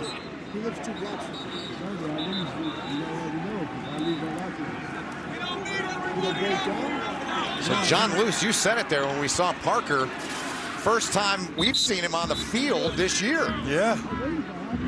We usually have the camera right on him up in the box. Yep. Guess he didn't want the TV time anymore. Yeah, as much as anything, he really just probably wanted to be down there with his guys so he could communicate with them directly. Yep.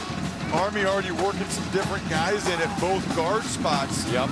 Jackson Deaton, Mike Johnson in the game now. Hopkins back in at quarterback. Army 4 of 6 on 3rd down. And this one's going to be close. They may have to measure for this. I think he's a little short. Yeah, I do too. This is either fullback dive or quarterback sneak time for Army. You can almost always tell based on the depth of the fullback. Normal depth, they're giving it to him. If he's tight, it's a sneak. You know what's coming. The push from McCoy, and there it is. First down, Army. The march continues.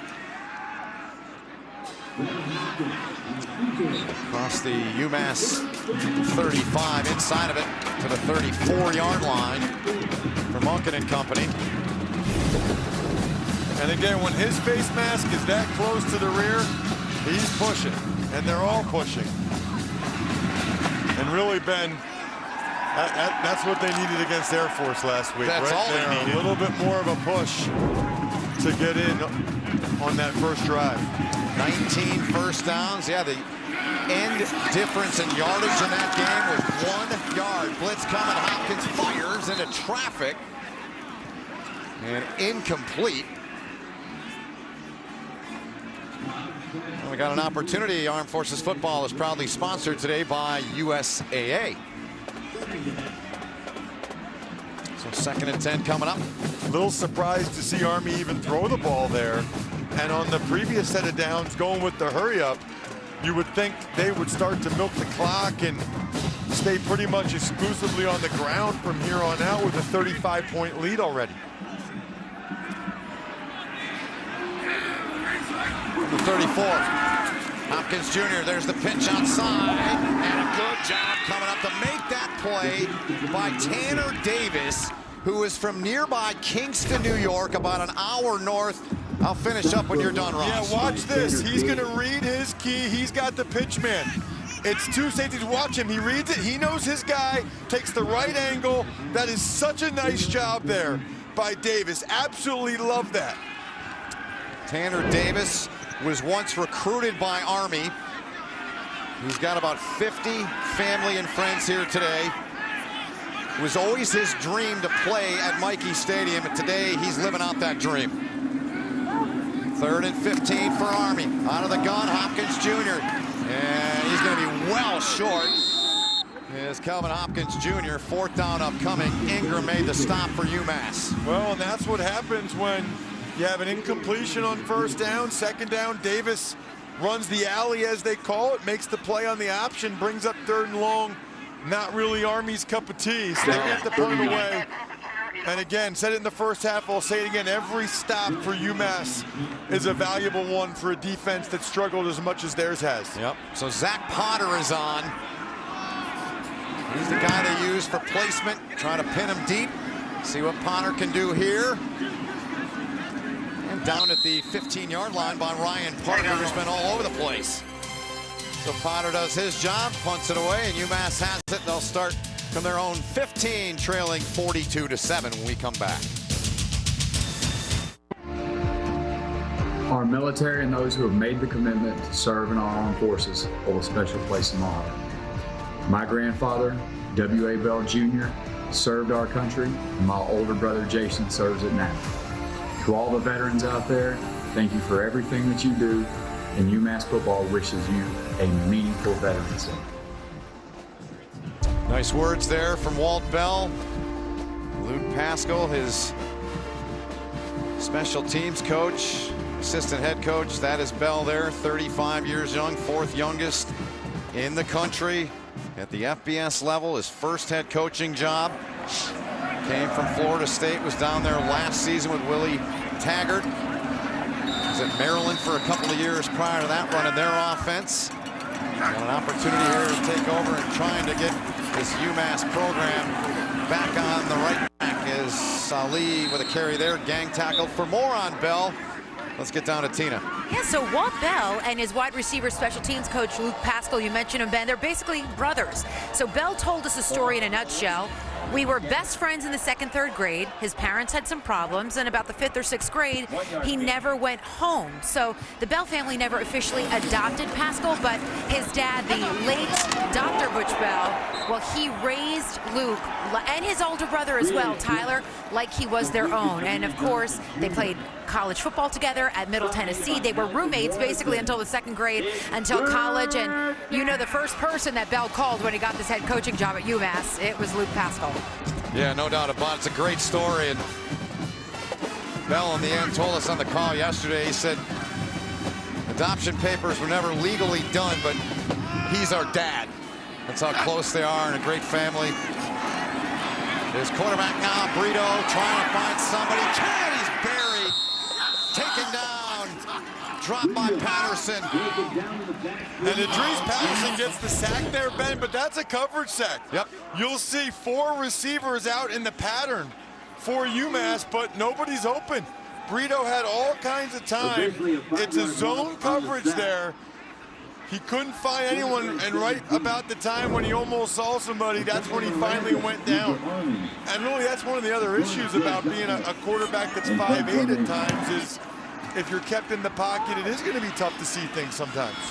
Here's Miranda, and he gets taken down. He went backwards.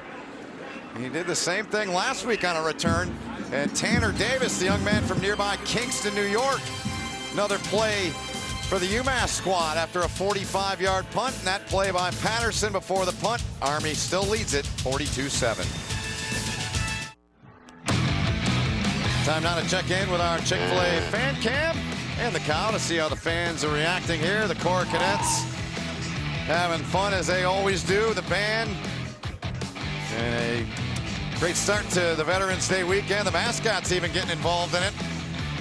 One of the highlights for me during the break between the third and fourth quarter when those mascots run out on the field. See who wins that race. And we can't forget those watching over in Poland. Thank you, men and women, for your service, not only there, but across the globe, for all you do for our country and our freedom. Twice my mom was stationed over in Germany, or my grandfather was stationed over in Germany, and she was over there. She always tells me about when they came back on the boat to see the Statue of Liberty. Really? And the pride that they had after spending a couple years over in Germany, and just what that meant to her. It's really cool. Can you even imagine? No, I can't. Living overseas for a couple years in the service, and you come back and see the Statue of Liberty and everything it means. That's terrific. Army back to work. And getting through there and finding an opening. Good work there on the run. There's A.J. Howard with a carry. Big run there. Army, their average starting field position's been their own 40, and that's been Watch my guy Santa McCoy again with the block. I mean, there's a reason why he got playing time with that. Watch this. Watch him just keep driving, boom.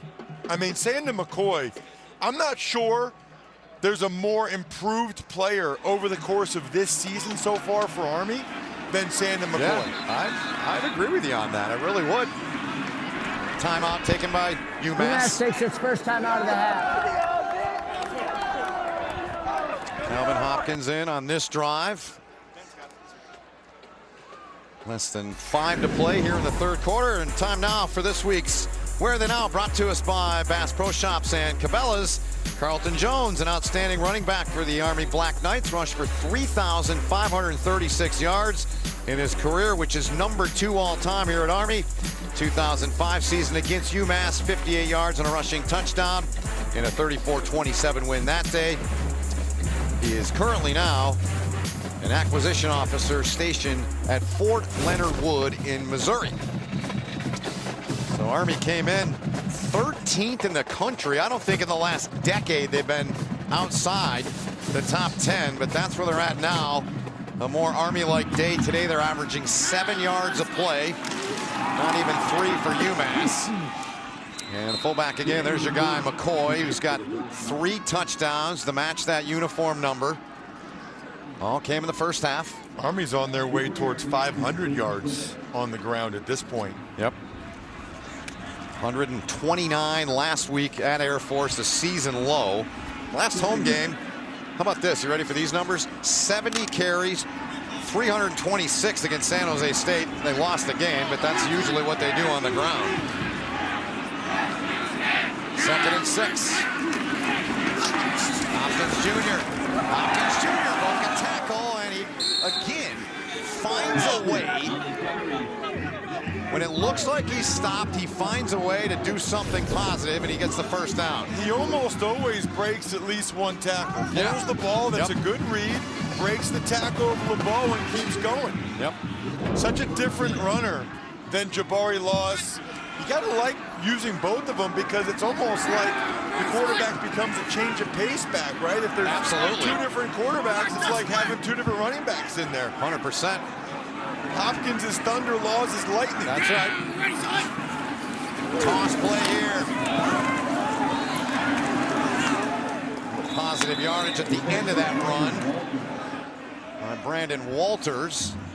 Actually, 2 things positive to point out there. Number 1, UMass did a terrific job defending it. They were all over that toss play, really for one of the first times today. But then number 2, Walters' presence of mind as a young player to put his foot in the ground and just get north and south, so he didn't lose yardage. Still able to at least get a yard out of that. It's a big difference for Army's offense. 2nd and 9 versus 2nd and 12 or 13. Mike Ruane for UMass now at the 14 tackles in this game. Hopkins Jr. took a wicked shot, got rid of the ball, and on on the carry. It was Malik Hancock, a.k.a. Herbie Hancock. But Hopkins Jr. took a shot, and he's smiling back on his feet, Ross. Watch him come down the line. This is one of the concerns about playing option football is, and a nice job using the shoulder and not going to the head. And that's exactly how they teach it. That's a nice job by Ingram.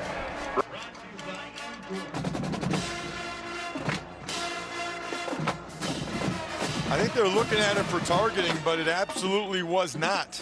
Yep, they are. We've been told they are officially looking at it, but I'm with you. First glance, at least, it did not look like it to me either. No, certainly not. Yep. I mean, there was no hit to the head. No, that's shoulder. It looked like it was left shoulder right to the chest area of Hopkins. This would be a good look. I'd be very surprised if they called that targeting. Rusty Acree is our replay official. Billy Beckett, the communicator. On the headset with our referee here, Mike Roach. Again, reminder that this offseason they changed some of the mechanics here on targeting. They didn't really want guys to get ejected anymore for what they called marginal plays. Still that gray area. And in that mind, I don't even think that was marginal. I don't either. I think it was a good clean hit with the shoulder. This should be a really quick one. No launch. I don't see a thrust to attack. He did not leave his feet. No. Didn't lead with a helmet. Crouch. Yeah. Tried to come in with the shoulder pad and tried to not go to the head or neck area. I think oftentimes, I mean, and I reacted too, like I'm guilty of it too. You see the shot and that head go back. And I think a lot of times you immediately think that. If we're nitpicking it, he could have had the target area a little bit lower, so he wasn't up close to Hopkins' neck area. Here's the word coming. But that's really how they try to teach it. After further review, personal foul, targeting, defense number 21. Penalty will be enforced half the distance to the goal. By rule, number 21 has been disqualified. Wow. Well, I am stunned by that one. So Tyshawn Ingram is done. He'll have to sit out the first half of their next game. The only thing I can think of is that they looked at this as launching with the upward motion. Boy, I disagree. I'm not seeing his foot was on the ground. I strongly disagree. They said this offseason that they were trying to get away from marginal targeting being called. Yeah. And that's a disappointing call to me. Yeah. That he's ejected, misses the first half of next week's game. Against Northwestern. When he clearly was trying to do it the right way.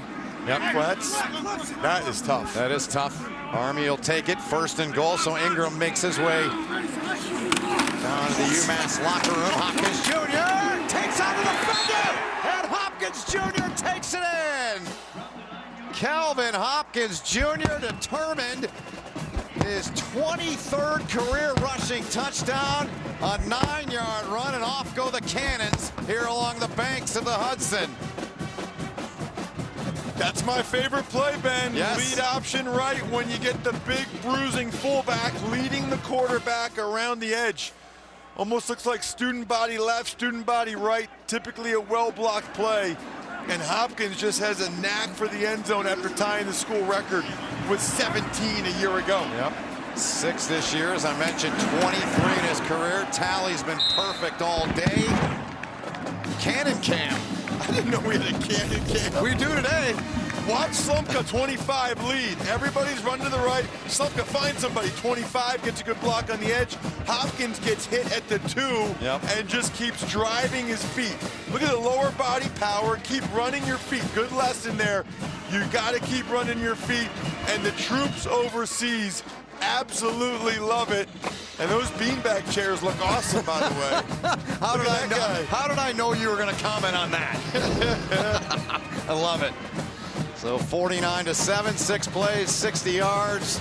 Army's been quick in some of their drives. This one less than 3 minutes, although it was 1st and goal on this one, but to cap it off, but a 49-7 lead with 2:33 to go here in the 3rd quarter. Hopkins Jr. He and Laws are both banged up. You play a cornerback in this offense, you're going to be banged up pretty much all year. And you might be looking at the score and saying, okay, 49-7, UMass isn't very good, and that's probably true. But if you look at their scores, I mean, they scored 21, 35, and 21 the last 3 games. So it's a nice job by Army here, still in the 3rd quarter, up 49-7, and only having given up 1 touchdown on that reverse throwback pass. 56-yard play that they made to the tight end, Kyle Horn. Here's Rogers from the 12. Isaiah Rogers. And Army not fooled, flag down. It's back inside of Army territory, back at the 38-yard line. And we'll get the word from the referee. Offside, kicking team number 49. That 5-yard penalty will be added to the end of the run. The UMass's ball, first down.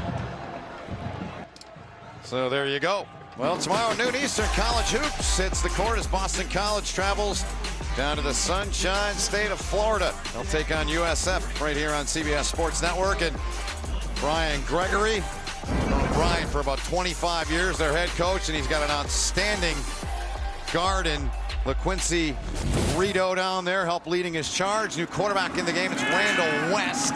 The righty comes out slinging, and they take the ball out. Does Emelis to the 49-yard line. Well, no easing into the game for West. They're going. West, a 5th-year senior, won the job out of camp. Started the first 3 games before he had some injuries. One of 3 quarterbacks that's played for UMass. Looked good in that game, that opener against Rutgers, too. Gets the ball into the hands there of wide receiver Brennan Dingle. So Randall West coming in. Part of the UMass basketball team for a couple of years.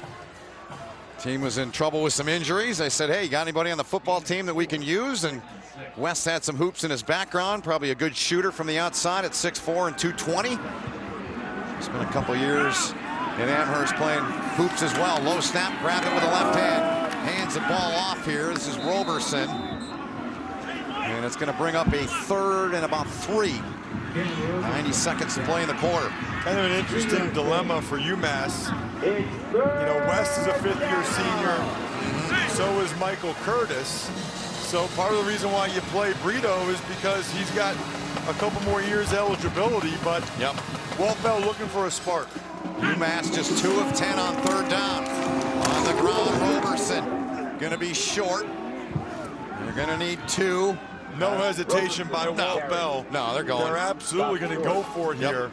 Army has their 2nd string defensive line in. Pretty much across the board. Time to get up and get loud.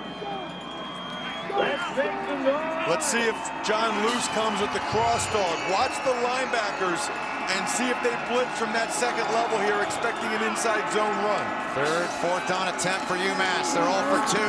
And that'll change. First down catch is made at the 39 of Army. Caught by Zach Simon, the redshirt sophomore. Good change up there by UMass. Rather than running it again, what Army was expecting, just the quick pass. When Army's playing soft coverage like that, you should just take it. Pick up of 4.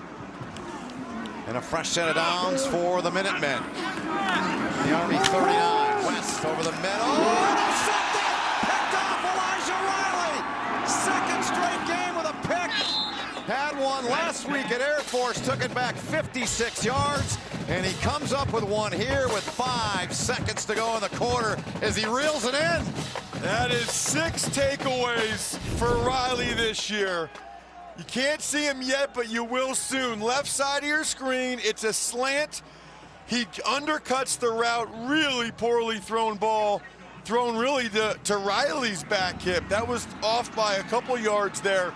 Credit Riley, though, for making the catch, and he has made so many big plays in his Army career. He is an unbelievable football player, and a guy I firmly believe, Ben, is going to get a chance to show what he can do at the next level. 7th career interception for Elijah Riley.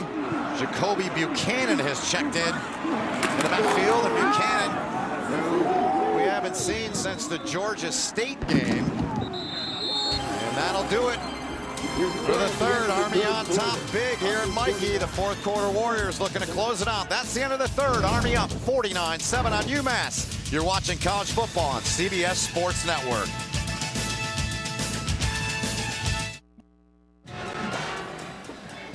Just about set to begin the fourth quarter here from Michie Stadium. 49-7, the Black Knights on top. Ross Tucker, Ben Holden, Tina Servasio on the field with us. And it is Veterans Day. And Ross, we both have military in our families.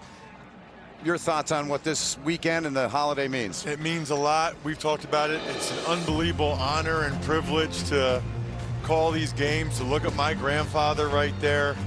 Wow, you guys are going to get me choked up here on TV right now. But it happens. It really is an honor and a privilege to call these games and to know how many servicemen and veterans are watching. That's awesome. Thank you to your grandfather. That's my Grandpa Holden. He was an MP stationed in Texas and Hawaii. He loved dogs. He passed away 2006. He's buried in Prescott, Arizona. And that's my great-grandfather, Thomas Dewey, who won a Purple Heart.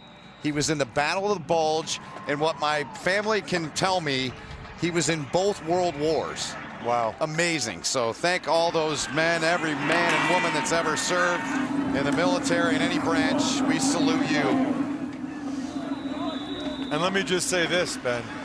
If it weren't for those people we showed and everybody in their generations that served with them, we wouldn't be able to be standing up here at this beautiful scene calling a college football game.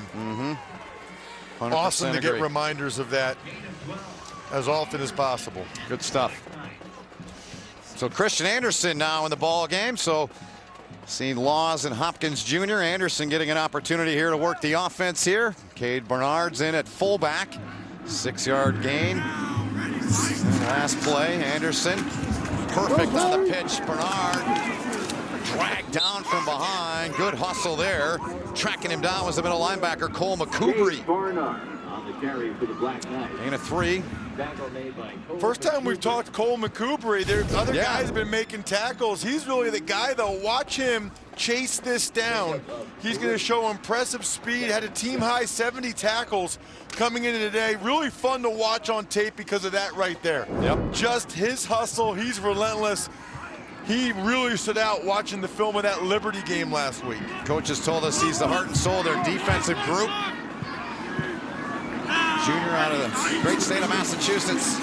Anderson cuts inside. Anderson's got the first down. And Christian Anderson takes it down to the 36-yard line of UMass here in the opening minute and a half of the fourth quarter on a beautiful West Point Saturday. Hope you're enjoying the ball game. Really invaluable experience right now for the Black Knights, the young Black Knights that are in the game. Anderson's actually had a chance to play a little bit, but guys like Jacoby Buchanan, if there's an injury, they're going to need these guys to be called upon or even in future years. The wrecking ball, Buchanan. Jeff Monken said of him the first time we talked about him the week after the Georgia State game. And Sandon McCoy's got the hat trick. He's got 3 touchdowns, 14 carries, 52 yards. Kel Walker with 60 yards on the ground. Jabari Laws, house call from 83, 140 for him, a career high. Where else do you see that? 4 different guys with touchdowns, 5 different guys with at least 7 carries and 30 yards. Right here along the banks, that's where you see it. 2nd and 4. Buchanan tripped up there. He's about a yard shy of the first down, bring up 3rd and short. That's something he'll learn about picking up his feet there. That's one of the key parts about playing fullback for Army is you got to pick up your feet through the hole because that's what Mike Vitti, the fullback coach from Berwick, Pennsylvania, legendary Berwick, Pennsylvania, is telling him right there, hey, you pick up your feet there, you're going a long way. And he was one heck of a fullback here.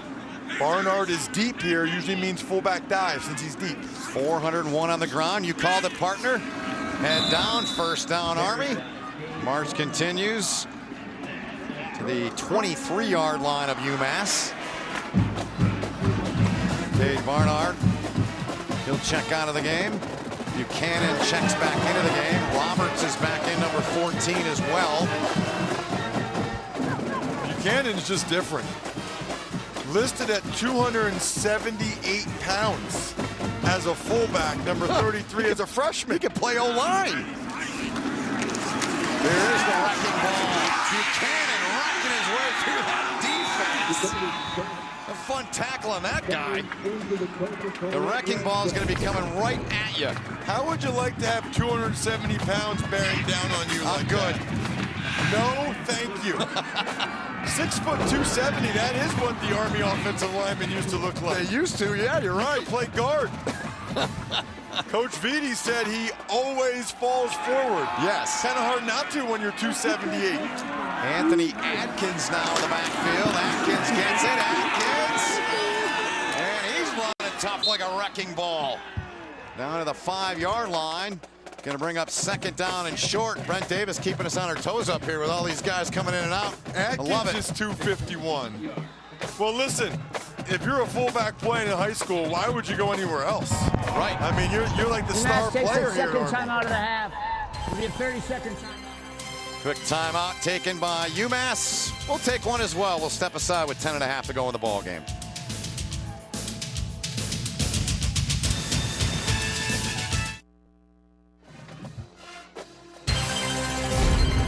College football on CBS Sports Network is sponsored by the U.S. Army. Find out more at goarmy.com/warriors. By Mercedes-Benz, the best or nothing. By MCOR, build, power, service, protect. And by American Greetings at your exchange. Back here along the banks of the Hudson River, Elijah Riley, Cole Christensen, they don the side of the Army equipment truck.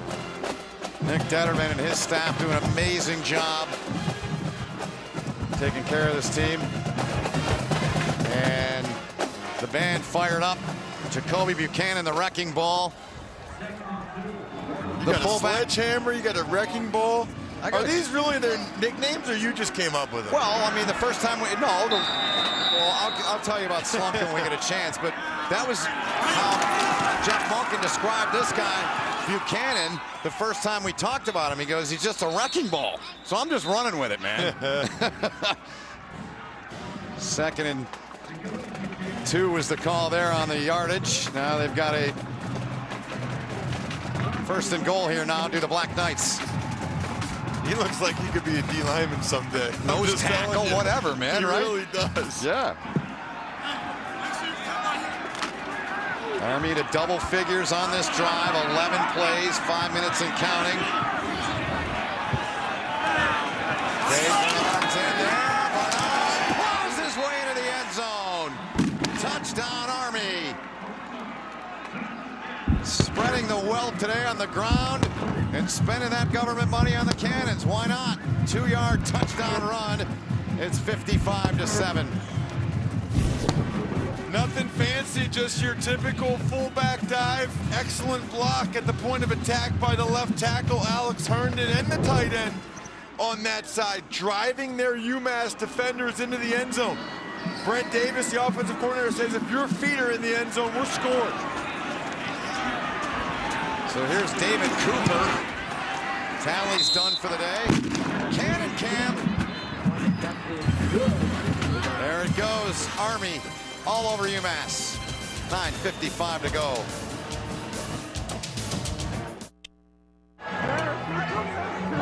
It's a beautiful picture. 56-7. Army on top of UMass here. Core of cadets here. Let's get down to Tina on the field. Tina. Army head coach Jeff Monken has a message he wants to get across to America. Now, Army blocking Air Force's Twitter account had nothing to do with sour grapes after losing last week. Jeff Monken told me yesterday, quote, "We blocked Air Force 6 years ago when I took the job. We blocked Navy too." So the backstory is, after Air Force beat Army last Saturday, their official Twitter page put up a tweet with the final score. They trolled Army a little bit with a message, maybe next year Army, and a little shrug emoji. And then 3 hours later, Air Force again tweeted, this time a screenshot showing Army blocked the Air Force account. But clearly, we cleared that up yesterday. Army has blocked Air Force for many years now, guys. Well, it's really a recruiting thing. I mean, as much as anything else, it's a recruiting thing because they don't want to say, that recruits will say, got offered by Army, and they'll tag the Army Twitter account. And they're not trying to help out the other service academies and let them know the prospects that they've identified and have offered opportunities to come here. Same pool they recruit from, all three of the academies. Here's Rogers, 8 returns for 158 before this one. And I mentioned that because UMass has 129 yards of total offense, as you see in our Grow with Google game summary. That's the biggest surprise to me, Ben. I mean, I kind of thought Army would run the ball well, probably run it pretty much at will. Thought UMass would be able to do more offensively. I mean, 129 total yards at this point. It's pretty rough. I mentioned earlier they scored 35 points against UConn, 21 against Louisiana Tech and Liberty. Ali in it, the running back spot. West remains in it, quarterback. He came in on the last series for the Minutemen. You learn a lot about yourself in these situations if you're playing for UMass. You can remember 4 years in college, not one winning season, unfortunately, and there were a couple times when we were in these situations, and kind of like Jeff Monken told us and Tina yesterday, you have two choices. You give in or you keep fighting, and these UMass coaches are going to be able to see which players keep fighting in these situations and which guys are going to be keepers for the next few years as they build things in Amherst. And the ball down, recovered though, looked like by West, and it was. Yeah, he said, you got two options. You're backed up on a cliff, you back up and go off, or you go bare knuckle and go face to face. So Monken said, but you were just following up what you were saying. You see the look back there at the ball on the turf, and it's 3rd and 14 now for Walt Bell and his guys. This is a tough team to play, by the way. Tough environment if you're struggling. Yep. Because Army's relentless on both sides of the ball. This next series, I mean, it's not like they can just start taking the knee. They're going to keep doing what they do. They are. No matter who's in the game. West looking to put it up. Trying to find an open man. Couldn't, incomplete. Closest to it there was Emelis. 4th and 14, and George Georgopoulos will come on once again. He had 11 punts last week. Miranda back there awaiting it. In the vicinity of the 45. He's punted 5 times today for 38.8, put 1 inside of the 20. It's going to be a couple-year rebuild for UMass. Yep. Half of the guys that signed NLIs, letters of intent, the last 3 years are no longer with the program. Not sure I've ever heard of that before. That was mind-boggling to me. Miranda let that one go, and it's down to the 30. Yeah. Tough road ahead. 50-yard punt there. 56-7 Army with 8:05 to go.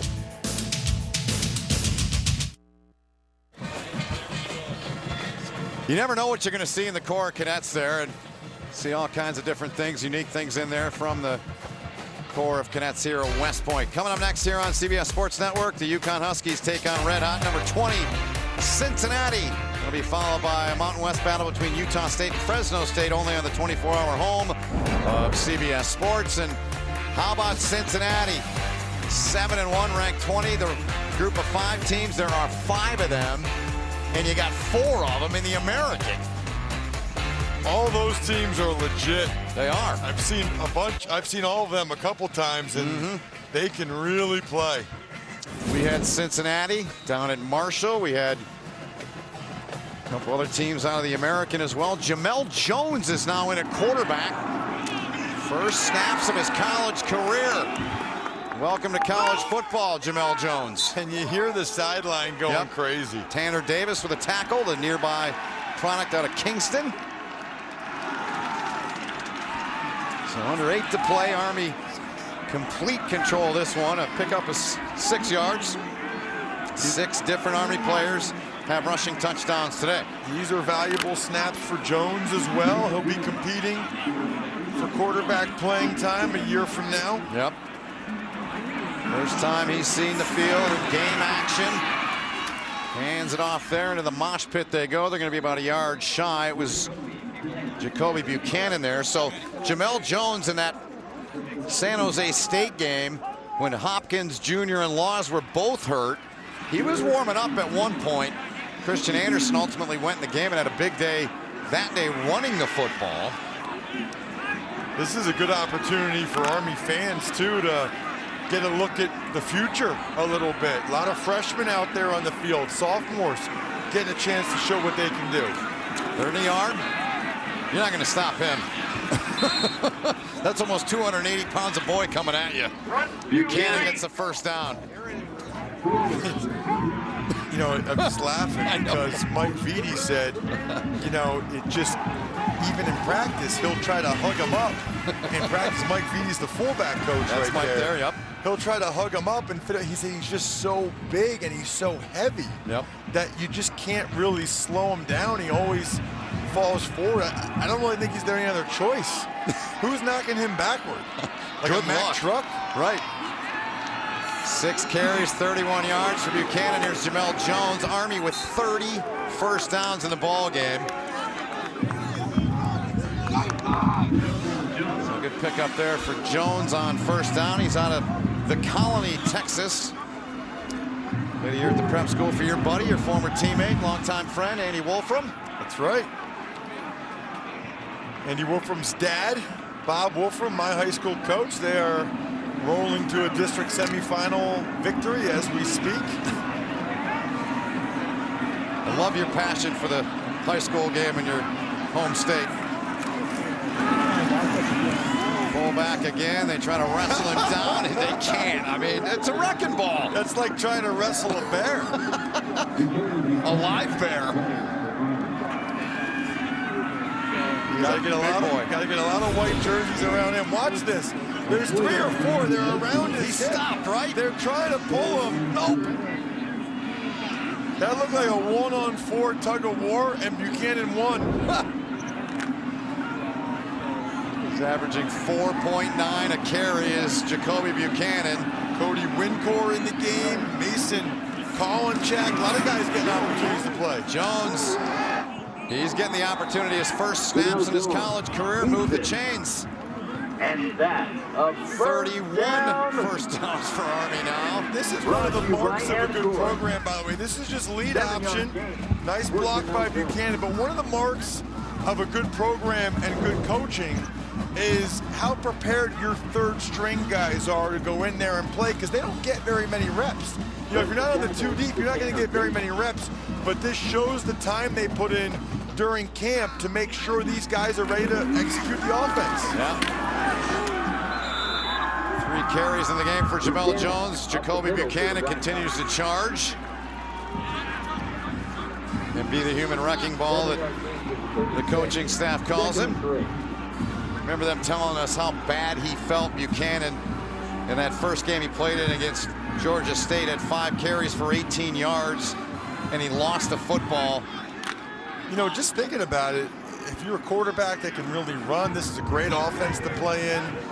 Certainly fullbacks, linemen.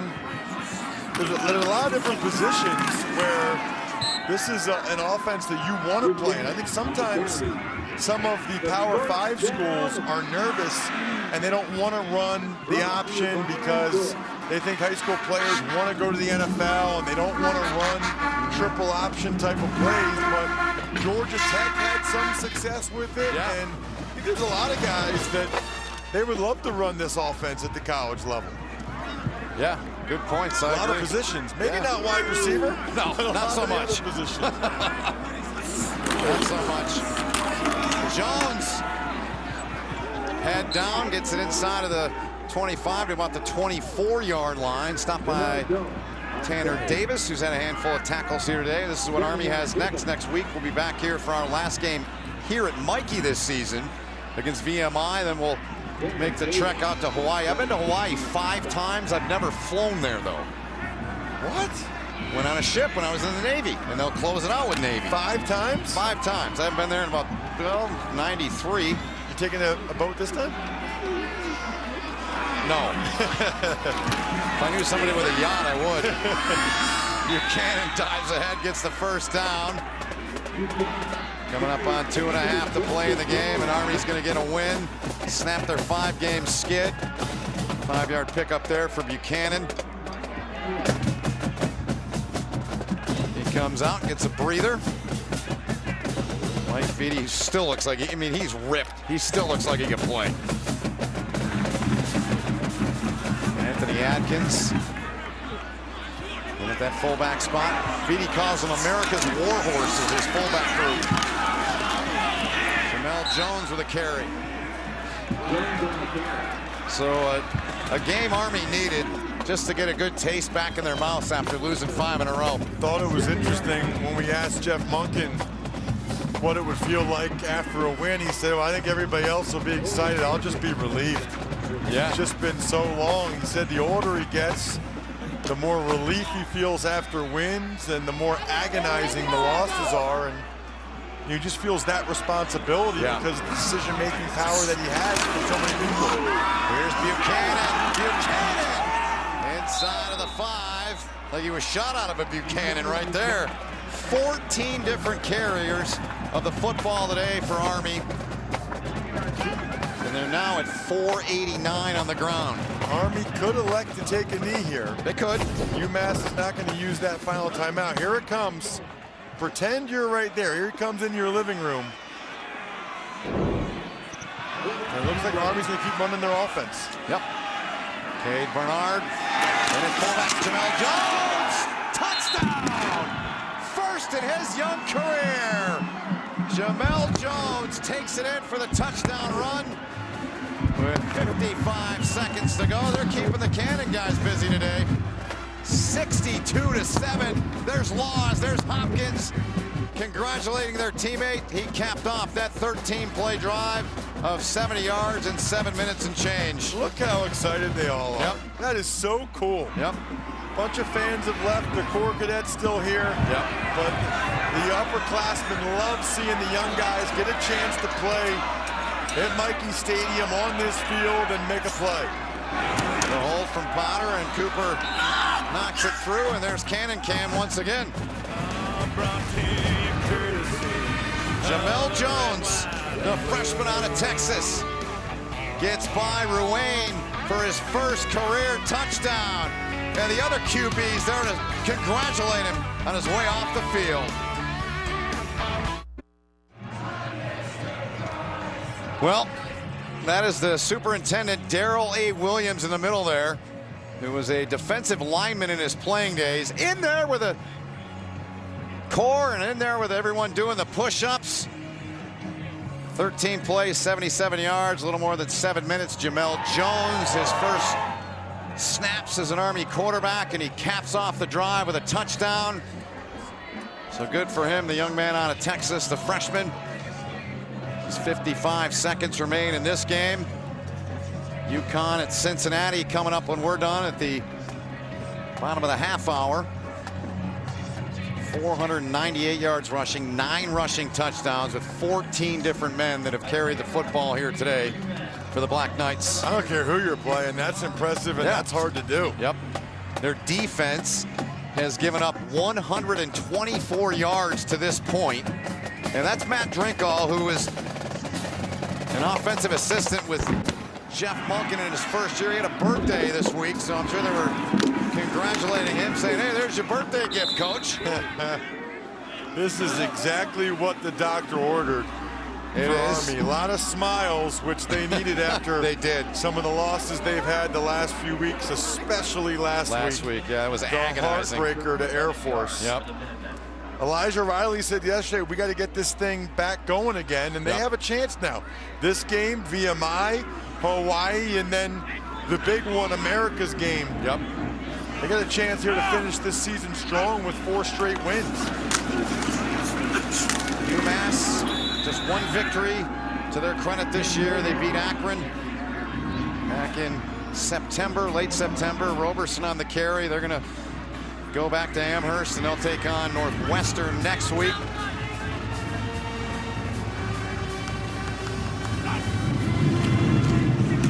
It's a tough day for them. Aside from that 56-yard touchdown pass from Brito to Kyle Horn, Horn's 3rd touchdown catch of the season.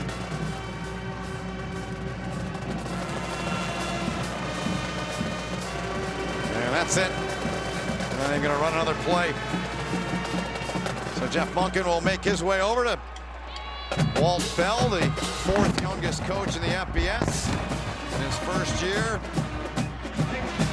A lot of work work to do. He knows that. And UMass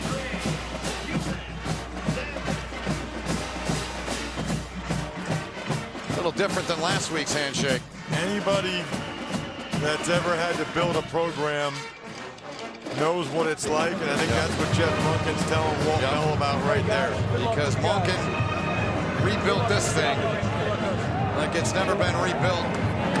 Academy record 11 wins last year. I mean, this place has been around for almost 220 years. Probably just said there will be better days ahead. Yep, Well, 100%. keep your head up, keep working. Yep. Keep the direction you have for this program. Yep. Donovan Lynch playing well. Last couple of weeks developing his game here for Army. Black Knights headed over in front of the corps for the singing and playing of the Army alma mater, which you'll see and hear live once they're ready. And without further ado, I'm going to turn it over to them. Alma mater. Sorry.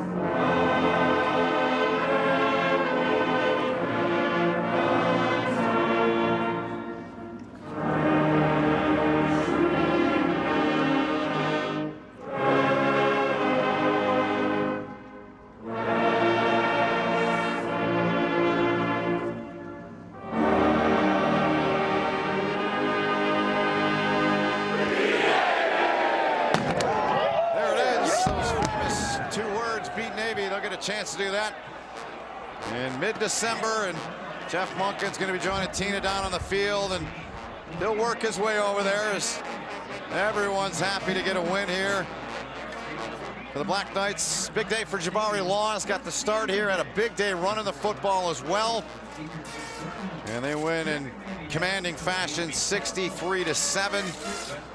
Getting the job done. That defense did a good job as well. He certainly did. Let's get down to Tina with the head coach, Jeff Monken. Glad to have this one in the win column, I'm sure. All right, Ben, thank you, Coach Monken. I know these losses have been devastating for you. To get this win in its manner today, what is your reaction, your emotion? It's like I told Ross yesterday we were talking, I'm just relieved. And I'm proud of the guys. They've continued to practice hard and prepare well, and I just really appreciate how much they put into this game and wanted to win. They came out and played really hard, and we gave up the one big play, but I thought our defense played really, really well, and we ran the ball efficiently, and it wasn't perfect. We had to punt a couple of times, but man, just so happy for our guys. I know they're excited to go in there and celebrate. And with those 3 regular season games to go, including Navy, how can this win propel and just redirect the story of this season? Well, you know, we're not dead yet. We still got a lot of football left to play, and we're excited about the opportunities that are out there, and we're going to go in and celebrate this one and get ready for next week's. There's other games on the schedule, including the Navy game, but that one's in the future right now. We got to get prepared for next week's game, and that's what we'll be intent on doing. Coach, when you look at your quarterbacks today, of course, Jabari Laws getting the start and Kelvin Hopkins coming in, how are you able to utilize that and really be so efficient to propel this offense? Neither one of them are completely healthy. So really, we went into the game kind of hoping to get out of the game with them both healthy, and I think we accomplished that. They're both very capable players, good players. Jabari's just been fun to watch him develop. Obviously had the big long run. He's done some really good things for us when he's been in the game. Kelvin's won so many football games here for us. He's been such a tremendous asset for this program. You know, we're going to find a way maybe to play both of them and utilize both of their skills. They're different, but both are a really good fit for our offense. And Coach, of course, this is a very special weekend here with Veterans Day coming up. What does it mean to you and for your team to win on this Veterans Weekend, knowing so many active duty and veterans are watching this game, this broadcast all over the world? But just to be a part of this program and this institution, I'm so proud of our guys. I'm proud that they've made a commitment to serve. All of our Corps of Cadets, these young men and women here that have made that commitment as well. And personally, I'm very grateful for those that serve, the men and women who put their lives on the line for our freedom, and their families, and what they give to this nation and to all of us. So we are always honored and excited to be able to represent our men and women in the United States Army and all those that serve with the way we play, and certainly with a victory. Coach Monken, thank you so much. Thanks a lot. Ben Ross, back to you. Thanks, Tina. Great interview and great thoughts from Jeff Monken down there. Always candid, always honest, and spot on. His team wins big 63-7 here today against UMass. They'll celebrate this one. We'll be back after this. Welcome you back here to Michie Stadium. 63-7 win for the Black Knights here today over UMass. They end the 5-game losing skid. They're now 4-6 on the season. A lot more coming your way today, college football-wise, and we're done. 3:30 Eastern time. We'll get you to Cincinnati. Rich Walt and Aaron Murray on the call. That one, Utah State, Fresno State at 7. Coming up tonight on CBS Sports Network. Let's get down to Tina, who's got some special guests down there joining her in this post-game celebration. Tina. It's so great to be joined by Sandra McCoy and Jabari Laws, and congratulations, guys, on the win. First of all, I mean, just with ending this skid, what does it mean to get this victory today? It means a lot to us, the program, and even like the core and our fans, if you ask me. We got the ball back rolling. This is what we needed. Jabari, what you guys do this week in practice to just really get back to Army football? We just put extra emphasis on the fundamentals, taking care of the little stuff, because the small things matter, especially in this game of football. All right, run game, 3 TDs for you. That's a hat trick. Sandon, what allowed you to have this kind of a game, and really for you guys overall to have that kind of a run game today against UMass? I'll tell you what it is. It's, so in our team meeting today, Coach Monken stated that it starts with the O-line and the D-line. And, honestly, I walked in the end zone just because the O-line did so well blocking. They opened up the hole, so it was really all of them. All right, speaking of blocking, Jabari, I mean, the 83 yards were so impressive. But what did you say to Jatiel Klein? Man, he did a great job, especially holding the block. He was able to get a knockdown, and I'm just happy and thankful for him. What did you see as that opened up for you and with that, lead blocking from those guys? Yeah, like Sanders said before, it started with a great O-line push, and they opened up a seam for me, able to run through. And Mike Roberts and KJ, they did great blocking on the perimeter. All right, guys, you still have 3 regular season games left, including Navy. How does this win sort of change the direction, or can change the direction of the season? Oh, it raises the intensity for the season.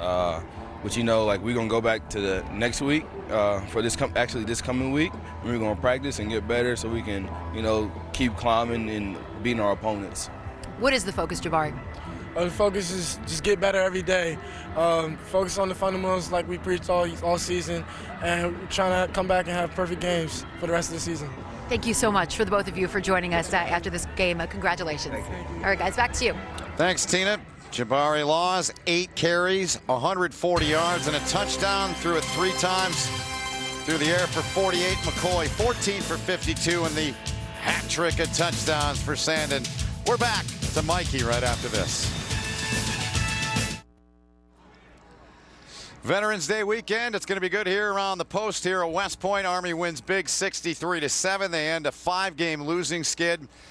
They hadn't had a losing skid that long since 2015. Coming up when we're done, UConn at Cincinnati. Cincinnati number 20 in the country. Later tonight, Utah State and Fresno State from the Mountain West. When we take a look at the final numbers, just a dominant performance by Army. Their defense only gave up 124 yards. What else can you say? I don't think I've ever seen that top number before in my whole life. 498 rushing yards to 25. Absolutely unbelievable what Army did. And I think Jeff Monken said it exactly right. The defensive side of the ball was the most impressive, but certainly the offense helped out. Early on, there was a clear emphasis on getting the ball in the perimeter to Kel Walker. Sandon McCoy had the hat trick of touchdowns in the first half. 3 for number 3, including on the edge. Connor Slumpko on the cover of the game program today as a senior. He got into the act, and then Jabari Laws took it a long way. He did. 83 yards on the run for Laws, and that downfield blocking by Klein. You loved it. Why wouldn't you love it? I mean, that's a thing of beauty. That's what they do here. They don't catch a lot of balls. Cam Harrison had been catching a lot of footballs, but he didn't play today due to a pulled muscle. But they take so much pride, those wide receivers, in blocking. It's probably just the lineman in me, but that was the best play of the whole day. That was my favorite play of the whole game, was Ja'Til Klein downfield blocking, getting the pancake on the Jabari Laws, because that's what it's all about. It's a selfless game, and this is a very selfless team, and you see that from all of their skill guys each and every week, and that was a testament to that. I can guarantee you that will be pointed out by Jeff Monken and the coaching staff tomorrow. When they review the game film, they will point out Ja'Til Klein. 100%, 100%. It's fun. We'll do it again next week. Sounds good to me. See you then. See you back here along the banks of the Hudson. For Ross Tucker, Tina Cervasio, all of our crew, my name is Ben Holden. Hope you enjoyed the broadcast. It was our pleasure to bring it to you. Once again, our final score, Army 63, UMass 7. It's been a presentation of CBS Sports Network, the 24-hour home of CBS Sports. Let's now send you to Cincinnati for more college football. UConn takes on 20th ranked Cincinnati. Rich Walt, Aaron Murray on the call. We say so long from West Point.